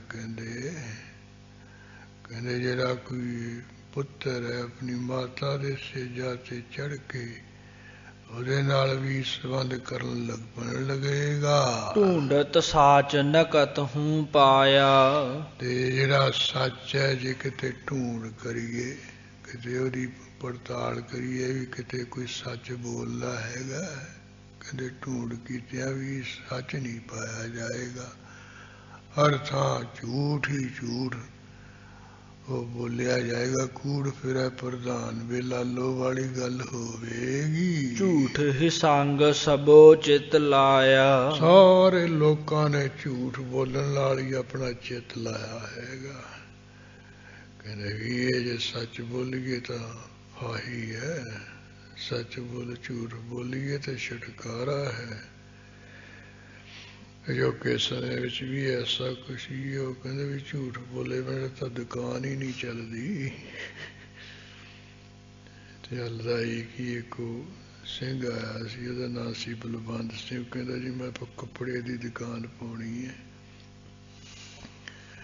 ਮਹਾਂਪੁਰਸ਼ ਕਹਿੰਦੇ ਵੀ ਫੇਰ ਦੁਕਾਨ ਤੇ ਜਦੋਂ ਤੂੰ ਰਹੇਗਾ ਉੱਥੇ ਫਿਰ ਬੋਲ ਚਾਲ, ਕਹਿੰਦੇ ਜੀ ਝੂਠ ਤਾਂ ਬੋਲਣਾ ਹੀ ਪਊ ਨਾ। ਜਦੋਂ ਕੋਈ ਉਹ ਪੁੱਛਦਾ ਵੀ ਇਹ ਕਿੰਨਾ ਹੈ ਤੇ ਉਹ ਫਿਰ ਝੂਠ ਹੀ ਬੋਲੂਗਾ। ਕਹਿੰਦਾ ਵੀ ਇੰਨੀ ਤਾਂ ਮੈਨੂੰ ਘਰੇ ਹੀ ਪੈਂਦਾ ਇਹ ਥਾਨ, ਤੈਨੂੰ ਕਿਵੇਂ ਮੈਂ ਦੇ ਦੇਵਾਂ, ਇਹ ਇੰਨੇ ਦਾ ਕਾਜ ਹੈ। ਫਿਰ ਸਾਧੂ ਦਾ ਹੁੰਦਾ ਵੀ ਉਹਨੇ ਸੱਚ ਬੁਲਾਉਣਾ ਹੁੰਦਾ, ਜਿਵੇਂ ਕਿਵੇਂ ਮਰਜ਼ੀ ਬੁਲਾਵੇ। ਉਹ ਕਹਿੰਦੇ ਵੀ ਜੇ ਤਾਂ ਝੂਠ ਦੀ ਦੁਕਾਨ ਚਲਾਉਣੀ ਤਾਂ ਚੱਲੀ ਜਾਂਦੀ ਹੈ, ਤੂੰ ਚਲਾ ਲਾ ਸਿੱਖ ਬਣ ਕੇ, ਬੋਲੀ ਚੱਲ ਝੂਠ। ਪਰ ਜੇ ਸੱਚ ਤੇ ਪਹਿਰਾ ਦੇਣਾ ਹੈ ਫਿਰ ਦੁਕਾਨ ਤਾਂ ਫਿਰ ਵੀ ਚੱਲੂ, ਪਰ ਜਾਣੀ ਪਹਿਲਾਂ ਹੌਲੀ ਹੌਲੀ ਚੱਲੂ, ਫਿਰ ਪੋਸਤਾਂ ਤੱਕ ਚੱਲਦੀ ਰਹੂ ਸੱਚ ਨਾਲ। ਝੂਠ ਦੀ ਦੁਕਾਨ ਥੋੜਾ ਚਿਰ ਚੱਲਦੀ ਹੈ। ਫਿਰ ਸਿਆਣਾ ਸੀ, ਕਹਿੰਦਾ ਮਾਰਾ ਫਿਰ ਆਪ ਹੀ ਦੱਸ ਦਿਓ ਵੀ ਕਿਵੇਂ ਮੈਂ ਦੁਕਾਨ ਚਲਾਵਾਂ। ਮਹਾਂਪੁਰਸ਼ ਕਹਿੰਦੇ ਵੀ ਹੂੰ ਘਰੇ ਦੁਕਾਨ ਪਾਉਣੀ ਹੈ, ਘਰੇ ਹੀ ਬੈਠਣਾ ਹੈ। ਤੇ ਅੱਗੇ ਵੀ ਬਾਣੀ ਸੁਖਨੀ ਪੜ੍ਹਦਾ, ਫਿਰ ਵੀ ਪੜ੍ਹੀ ਜਾਣੀ ਦੁਕਾਨ ਤੇ। ਜਦੋਂ ਕੋਈ ਆਵੇ ਤੇ ਆਪਣੇ ਥਾਨਾਂ ਦੇ ਉੱਤੇ ਲਿਖ ਕੇ ਸਾਰਾ ਕੁਛ ਲਾ ਦੇਣਾ ਵੀ ਇਹ ਥਾਨ, ਇਹ ਜੇ 1 ਮੀਟਰ ਲੈਣਾ, ਇਹਦਾ 1 ਮੀਟਰ ਦਾ ਇੰਨਾ ਹੈ। ਤੇ ਤੈਨੂੰ ਬਹੁਤੀ ਗੱਲ ਕਰਨ ਦੀ ਲੋੜ ਨਹੀਂ, ਉਹਨੂੰ ਕਹਿੰਦੇ ਵੀ ਉੱਥੇ ਲਿਖਿਆ ਪੜ੍ਹ ਲੈ, ਤੇ ਬਾਕੀ ਆਪਣੇ ਨਿਯਮ ਬਣਾ ਲੈ ਵੀ ਜਿਹੜਾ ਗਰੀਬ ਹੈ ਉਹ ਤੋਂ ਮੈਂ 1 ਮੀਟਰ ਪਿੱਛੇ ਇੰਨਾ ਪੈਸੇ ਲੈਣੇ, 1 ਗਜ ਦੇ 4 ਆਨੇ ਲੈਣੇ ਕਿ 50 ਪੈਸੇ ਲੈਣੇ ਕਿ 1 ਰੁਪਈਆ ਲੈਣਾ 1 ਗਜ ਮਗਰ। ਤੇ ਜਿਹੜਾ ਅਮੀਰ ਉਹ ਤੋਂ ਕਿਵੇਂ ਲੈਣੇ ਆ, ਜਿਹੜਾ ਕੋਈ ਧਰਮ ਸਥਾਨ ਤੇ ਰਹਿਣ ਵਾਲਾ ਹੈ ਉਹ ਤੋਂ ਮੈਂ ਕਿੰਨੇ ਕੁ ਲੈਣੇ ਆ, ਵੀ ਇੱਕੋ ਨਿਯਮ ਜਿਹਾ ਬਣਾ ਲਾ ਤੂੰ ਵੀ ਇੰਨੇ ਹੀ ਲੈਣੇ ਆ, ਫਿਰ ਤੈਨੂੰ ਝੂਠ ਬੋਲਣ ਦੀ ਲੋੜ ਨਹੀਂ ਪਊ। ਬਾਕੀ ਲੋਭ ਲਾਲਚ ਤੋਂ ਰਹਿਤ ਹੋ ਕੇ ਤੂੰ ਕਰਾ ਲਈ ਵੀ ਉਹ ਪਰਿਵਾਰ ਦਾ ਪਾਲਣ ਪੋਸ਼ਣ ਜਾਂ ਦੇਖ ਲੈ ਵੀ ਇੰਨਾ ਕੁ ਬੱਚਿਆਂ ਦੀ ਪੜ੍ਹਾਈ ਲਿਖੀ ਹੈ, ਇੰਨਾ ਕੁ ਮੇਰਾ ਘਰ ਦਾ ਰੋਜ਼ ਦਾ ਖਰਚ ਹੈ, ਉਸ ਅਨੁਸਾਰ ਉਹਦੇ ਤੇ ਸਾਰਾ ਤੂੰ ਲਾ ਲਈ ਵੀ ਜਿਹਦੇ ਨਾਲ ਤੇਰਾ ਚੱਲਦਾ ਰਹੇ। ਫਿਰ ਤੈਨੂੰ ਕਹਿੰਦੇ ਝੂਠ ਬੋਲਣ ਦੀ ਲੋੜ ਨਹੀਂ ਰਹੂਗੀ। ਤੇ ਉਹ ਸਿੰਘ ਸਿਆਣਾ ਸੀ, ਉਸਨੇ ਐਸੇ ਹੀ ਕਰਿਆ, ਉਹ ਦੁਕਾਨ ਪਾ ਲਈ। ਉਹ ਜਿਹੜੇ ਕੋਈ ਹੁਣ ਆਉਂਦੇ ਹੈ ਹੁੰਦੇ ਹੀ ਹੈ ਨਾ ਵੀ ਕੀ ਹਿਸਾਬ ਹੈ, ਉਹ ਕਹਿੰਦਾ ਵੀ ਆ ਉੱਪਰ ਲਿਖਿਆ ਪਿਆ ਹੈ, ਤੇ ਬਹੁੜੀਆਂ ਗੱਲਾਂ ਕਰਨ ਦੀ ਲੋੜ ਨਹੀਂ ਹੈ। ਜੇ ਭਾਗਾ ਪੁਰਾਣਾ ਮੋਗੇ ਜਾ ਕੇ ਤੁਸੀਂ ਇਸ ਮਿੱਲ ਦਾ ਕੱਪੜਾ ਦੇਖ ਕੇ ਉੱਥੋਂ ਮੁੱਲ ਪੁੱਛ ਲਓ, ਉੱਥੇ ਨਾਲੋਂ ਮੇਰਾ ਜਿਹੜਾ ਕੱਪੜਾ ਸਸਤਾ ਤੁਹਾਨੂੰ ਮਿਲੂਗਾ। ਕਾਰਨ ਕੀ ਹੈ ਵੀ ਇੱਕ ਤਾਂ ਮੈਂ ਸ਼ਹਿਰ 'ਚ ਦੁਕਾਨ ਨਹੀਂ ਲਈ, ਉਹਦਾ ਮੈਨੂੰ ਕਿ ਸ਼ਹਿਰ ਦੁਕਾਨ ਦਾ ਕਿਰਾਇਆ ਨਹੀਂ ਦੇਣਾ ਪੈਂਦਾ ਹੈ, मैं घरे बैठा है। बाकी मैं दुकान ते जान वाले हुण कोई गड्डी ते जाऊं ओहदा तेल मचू वो भी ठोडे सिर पाऊं, कहंदे मैं घरे बैठा वो नहीं होना। दूजा जरा आया कि गाह गूक जाए उत्थे उन्होंने चाह पानी पियाऊंगा भी ये फस जाए, कहंदा वो नहीं। इस करके कहंदे वो ਜਿਹੜੇ शहर ਦੇ बाकी टैक्स टूक्स जे ਹੁੰਦੇ ਚੰਗੀ टैक्स ਉਹ नहीं लगने, ਇੱਥੇ ਸਿੱਧਾ ਆਉਣਾ। ਇਸ ਕਰਕੇ ਮੈਨੂੰ ਇੱਥੇ ਸਸਤਾ ਪੈਂਦਾ ਘਰੇ, ਤੇ ਮੈਂ ਵੀ ਤੁਹਾਨੂੰ ਸਸਤਾ ਦੇਈ ਜਾਣਾ। ਉੱਥੇ ਉਹ ਭਾਵੇਂ ਇਸ ਰੇਟ ਨਾਲ ਦੇ ਤਾਂ ਵੀ ਉਹਨਾਂ ਨੂੰ ਨਹੀਂ ਮਹਿੰਗਾ ਪੈਂਦਾ ਹੈ, ਮੈਨੂੰ ਇੱਥੇ ਠੀਕ ਪੈਂਦਾ। ਮੈਨੂੰ 4 ਪੈਸੇ ਫਿਰ ਵੀ ਬਚਦੇ ਹੈ। वो फिर जिन्होंने निर्णय जा करना हो जाए होना इधर उधर, फिर देखना भी हाँ ये कपड़ा वही है, इतने 1 रुपया मीटर सस्ता मिलता, उत्थे 2 रुपये महंगा मिलता, क्यों ना ले लिया जाए इत्थे। तो फिर पहला तो मतलब इस तरह सी, उदों बाद फिर कोई पुछदा नहीं दसदा नहीं, चुप करके अगला थान ले जाता देख के। यानी सच बोलन करके कुछ समय तो बाद फिर दुकान चल पई ओहदी, ते आम है भी झूठ प्रधान हुंदा हर पासे। इत्थे भी हुण जिहड़ा ये सच है किते वो ਲੱਭਿਆ ਹੋਇਆ ਢੂੰਡਦਾ ਹੋਇਆ ਵੀ ਨਹੀਂ ਪਾਇਆ, ਝੂਠ ਦੇ ਨਾਲ ਹੀ ਸਾਰਾ ਨੇ ਚਿੱਤ ਲਾਇਆ ਹੋਇਆ ਹੈ। ਭਿੰਨ ਭਿੰਨ ਗ੍ਰਹਿ ਗ੍ਰਹਿ ਮਤ ਹੋਈ, ਘਰਾਂ ਘਰਾਂ ਵਿੱਚ ਵੱਖਰੋ ਵੱਖਰਾ ਜਿਹੜਾ ਮਤ ਹੈ ਹੋ ਜਾਏਗਾ। ਇੱਕ ਦੇਵੀ ਨੂੰ ਮੰਨੂਗਾ, ਦੂਜਾ ਗਣੇਸ਼ ਨੂੰ, ਤੀਜਾ ਸ਼ਿਵ ਜੀ ਨੂੰ, ਚੌਥਾ ਵਿਸ਼ਨੂੰ ਨੂੰ, ਇੱਕ ਲਾਲਾ ਵਾਲੇ ਨੂੰ, ਇੱਕ ਇੱਧਰ ਬੜਭਾਗ ਸਿੰਘ ਡੇਰੇ ਫਿਰੂਗਾ, ਕਮਲੇਰ ਕਿਹੜੇ ਕੀੜੇ ਕੱਢੂਗਾ। ਸਭ ਅੱਡੋ ਅੱਡੀ ਘਰਾਂ ਦੇ ਜੀ, ਕੋਈ ਕਿਤੇ ਨੂੰ ਚਾਹੂਗਾ, ਕਿਤੇ ਨੂੰ ਚਾਹੂਗਾ, ਕੋਈ ਕਿਸੇ ਬਾਬੇ ਦਾ ਸੇਵਕ, ਕਿਸੇ ਕਿਸੇ ਦਾ ਬਾਬੇ ਦਾ ਸੇਵਕ। ਘਰਾਂ ਘਰਾਂ ਵਿੱਚ ਕਹਿੰਦੇ ਵੱਖਰੋ ਵੱਖਰੇ ਮਾਤੀ ਚੱਲਣਗੇ। ਇੱਕ ਅਕਾਲ ਪੁਰਖ ਦਾ ਪਾਸ਼ਕੀ, ਇੱਕ ਗੁਰੂ ਨਾਨਕ ਦਾ ਪੁਜਾਰੀ ਨਹੀਂ ਕਿਤੇ ਹੋਵੇਗਾ। ਸ਼ਾਸਤਰ ਸਿਮਰਤ ਸਵੈ ਨ ਕੋਈ, ਹਾਂ ਜਿਹੜੀਆਂ 6 ਸ਼ਾਸਤਰ ਹੈ, 27 ਸਿਮਰਤੀਆਂ ਹਨ, ਇਹਨਾਂ ਨੂੰ ਪੜ੍ਹਨਾ ਤਾਂ ਕੀ ਹੈ ਕਿ ਕੋਈ ਹੱਥ ਵੀ ਨਹੀਂ ਛੁਆਏਗਾ। ਕਹਿੰਦੇ ਇੱਕ ਘੋੜੇ ਲਿਖੇ ਇਹਨਾਂ 'ਚ ਗ੍ਰੰਥਾਂ ਵਿੱਚ, ਗੱਪ ਵੱਡੇ ਹੋਏ ਇਹਨਾਂ ਦੇ। ਉਹ ਇਸ ਤਰ੍ਹਾਂ ਕਹਿੰਦੇ ਇਹਨਾਂ ਨੂੰ ਤਾਂ ਹੱਥ ਵੀ ਨਹੀਂ ਛੁਹਾਏਗਾ, ਪੜ੍ਹਨਾ ਤਾਂ ਕਿਧਰੇ ਰਹਿ ਗਿਆ। ਹਿੰਦਵ ਕੋਈ ਨ ਤੁਰਕਾ ਰਹਿ ਹੈ, ਹਾਂ ਇਹਨਾਂ ਕਹਿੰਦੇ ਲੋਕ ਭ੍ਰਿਸ਼ਟ ਹੋ ਜਾਣਗੇ, ਨਾ ਕੋਈ ਸਹੀ ਹਿੰਦੂ ਹੋਊਗਾ, ਨਾ ਕੋਈ ਸਹੀ ਮੁਸਲਮਾਨ ਹੋਊਗਾ। ਜਿਹੜਾ ਕੋਈ ਹਿੰਦੂ ਕਾ ਕਰ ਹਿੰਦੂ ਆਵੇ, ਸੂਰਜ ਦੇ ਉੱਪਰ ਗਲ ਪਾਵੇ। ਹਾਂ ਇਸੇ ਤਰ੍ਹਾਂ ਜਿਹੜਾ ਕੋਈ ਹਿੰਦੂਆਂ ਦਾ ਧਰਮ ਹੈ, ਜਦੋਂ ਕੋਈ ਕਰਨਾ ਹੀ ਨਹੀਂ ਹੈ, ਫਿਰ ਹਿੰਦੂ ਕੌਣ ਰਹੂਗਾ। ਹਾਂ ਮੁਸਲਮਾਨ ਮੋਮ ਦਿਲ ਹੋਵੇ, ਅੰਤਰ ਕੀ ਮਲ ਦਿਲ ਤੇ ਧੋਵੇ, ਇਹ ਕੁਝ ਹੋਣਾ ਨਹੀਂ ਹੈ, ਫਿਰ ਮੁਸਲਮਾਨ ਕਿਹੜਾ ਰਹੂਗਾ। वे मुसलम दीन महाना, मरण जीवन का मरम, फर्म चिकावे रब की रिजाए, मन्ने सिर उपर करता, मन्ने आप गवाए। तो नानक सर्व जिया में रहमत होए, तो मुसलमान कहावे भी ये होवे, तो फिर ही मोहन मुसलमान कौन दा हकदार है। ये है नहीं, इस करके ना कोई सही मैना विच हिंदू रहेगा, ना कोई मुसलमान होवेगा। ਭਿੰਨ ਭਿੰਨ ਘਰ ਘਰ ਮਤ ਗਹਿ ਹੈ, ਘਰਾਂ ਘਰਾਂ ਵਿੱਚ ਵੱਖਰੋ ਵੱਖਰੇ ਜਿਹੜੇ ਕੋਈ ਮਤ ਨੂੰ ਗ੍ਰਹਿਣ ਕਰਨਗੇ।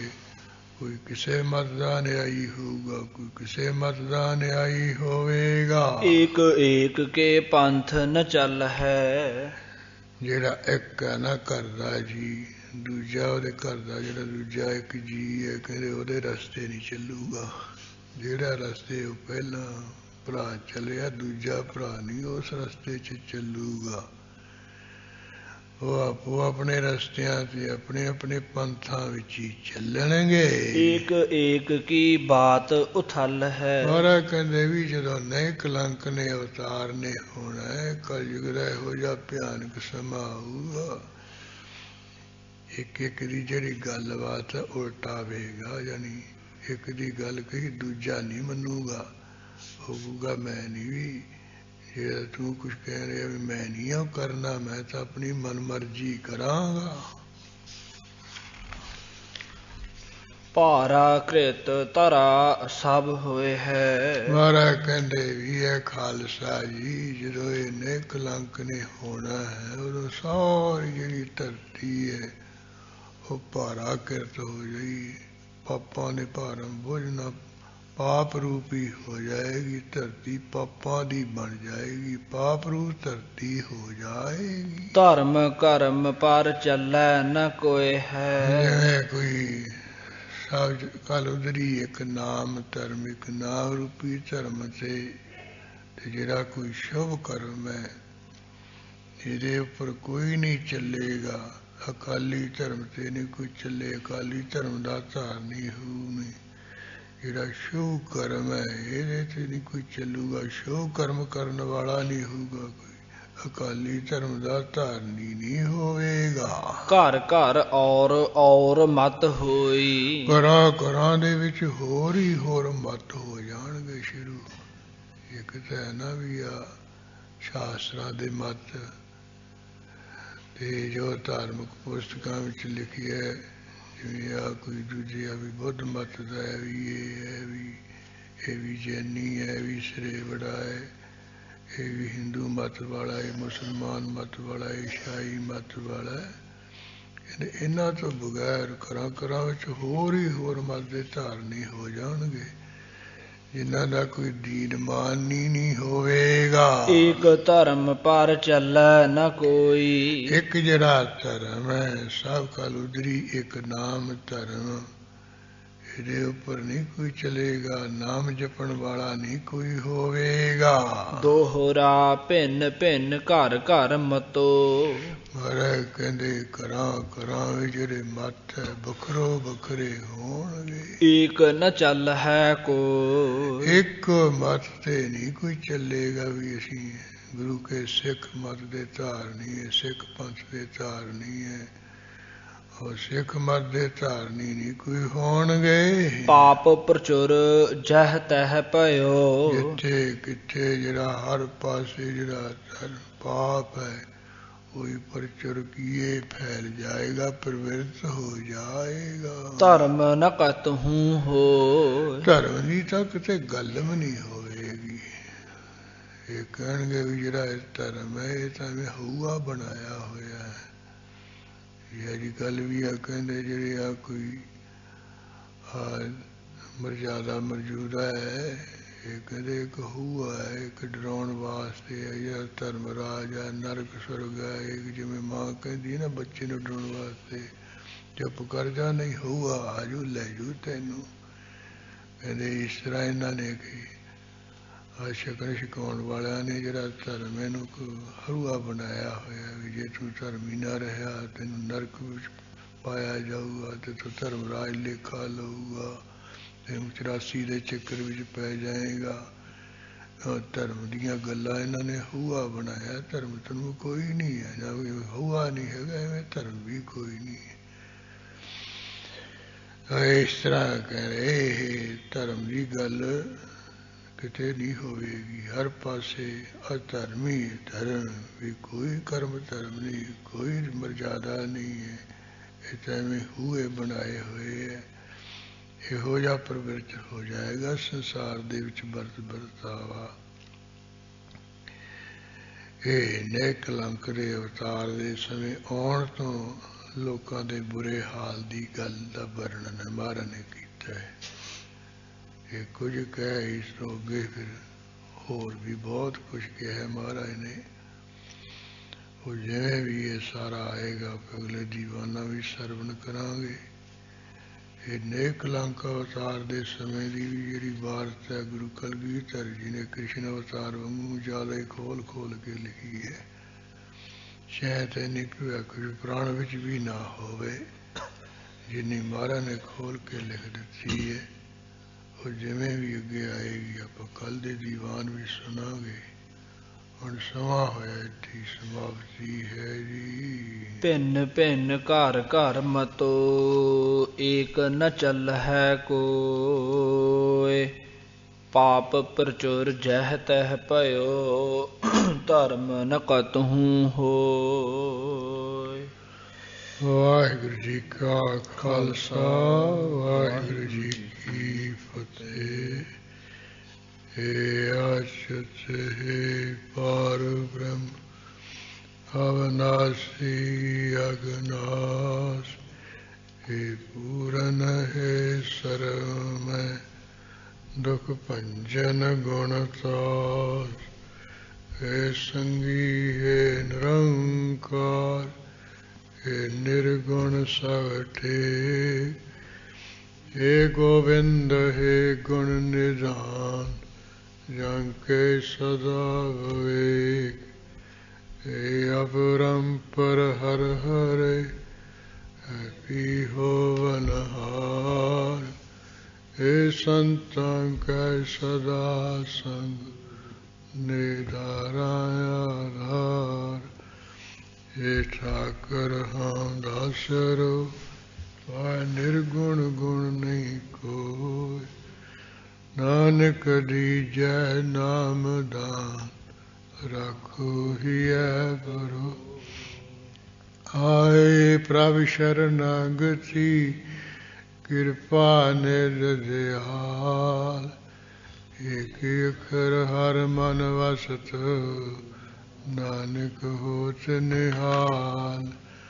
ਵਾਹਿਗੁਰੂ ਨਾਮ ਜਹਾਜ ਹੈ ਚੜ੍ਹੇ ਉਤਰੇ ਪਾਰ। ਜੋ ਸਰਦਾ ਕਰ ਸੇਵੰਦੇ ਗੁਰੂ ਭਾਰੇ ਉਤਾਰਨ। ਜੋ ਸਰਦਾ ਕਰ ਸੇਵੰਦੇ ਗੁਰੂ ਭਾਰੇ ਉਤਾਰਨ ਹਾਰ। ਤੂੰ ਠਾਕੁਰ ਤੂੰ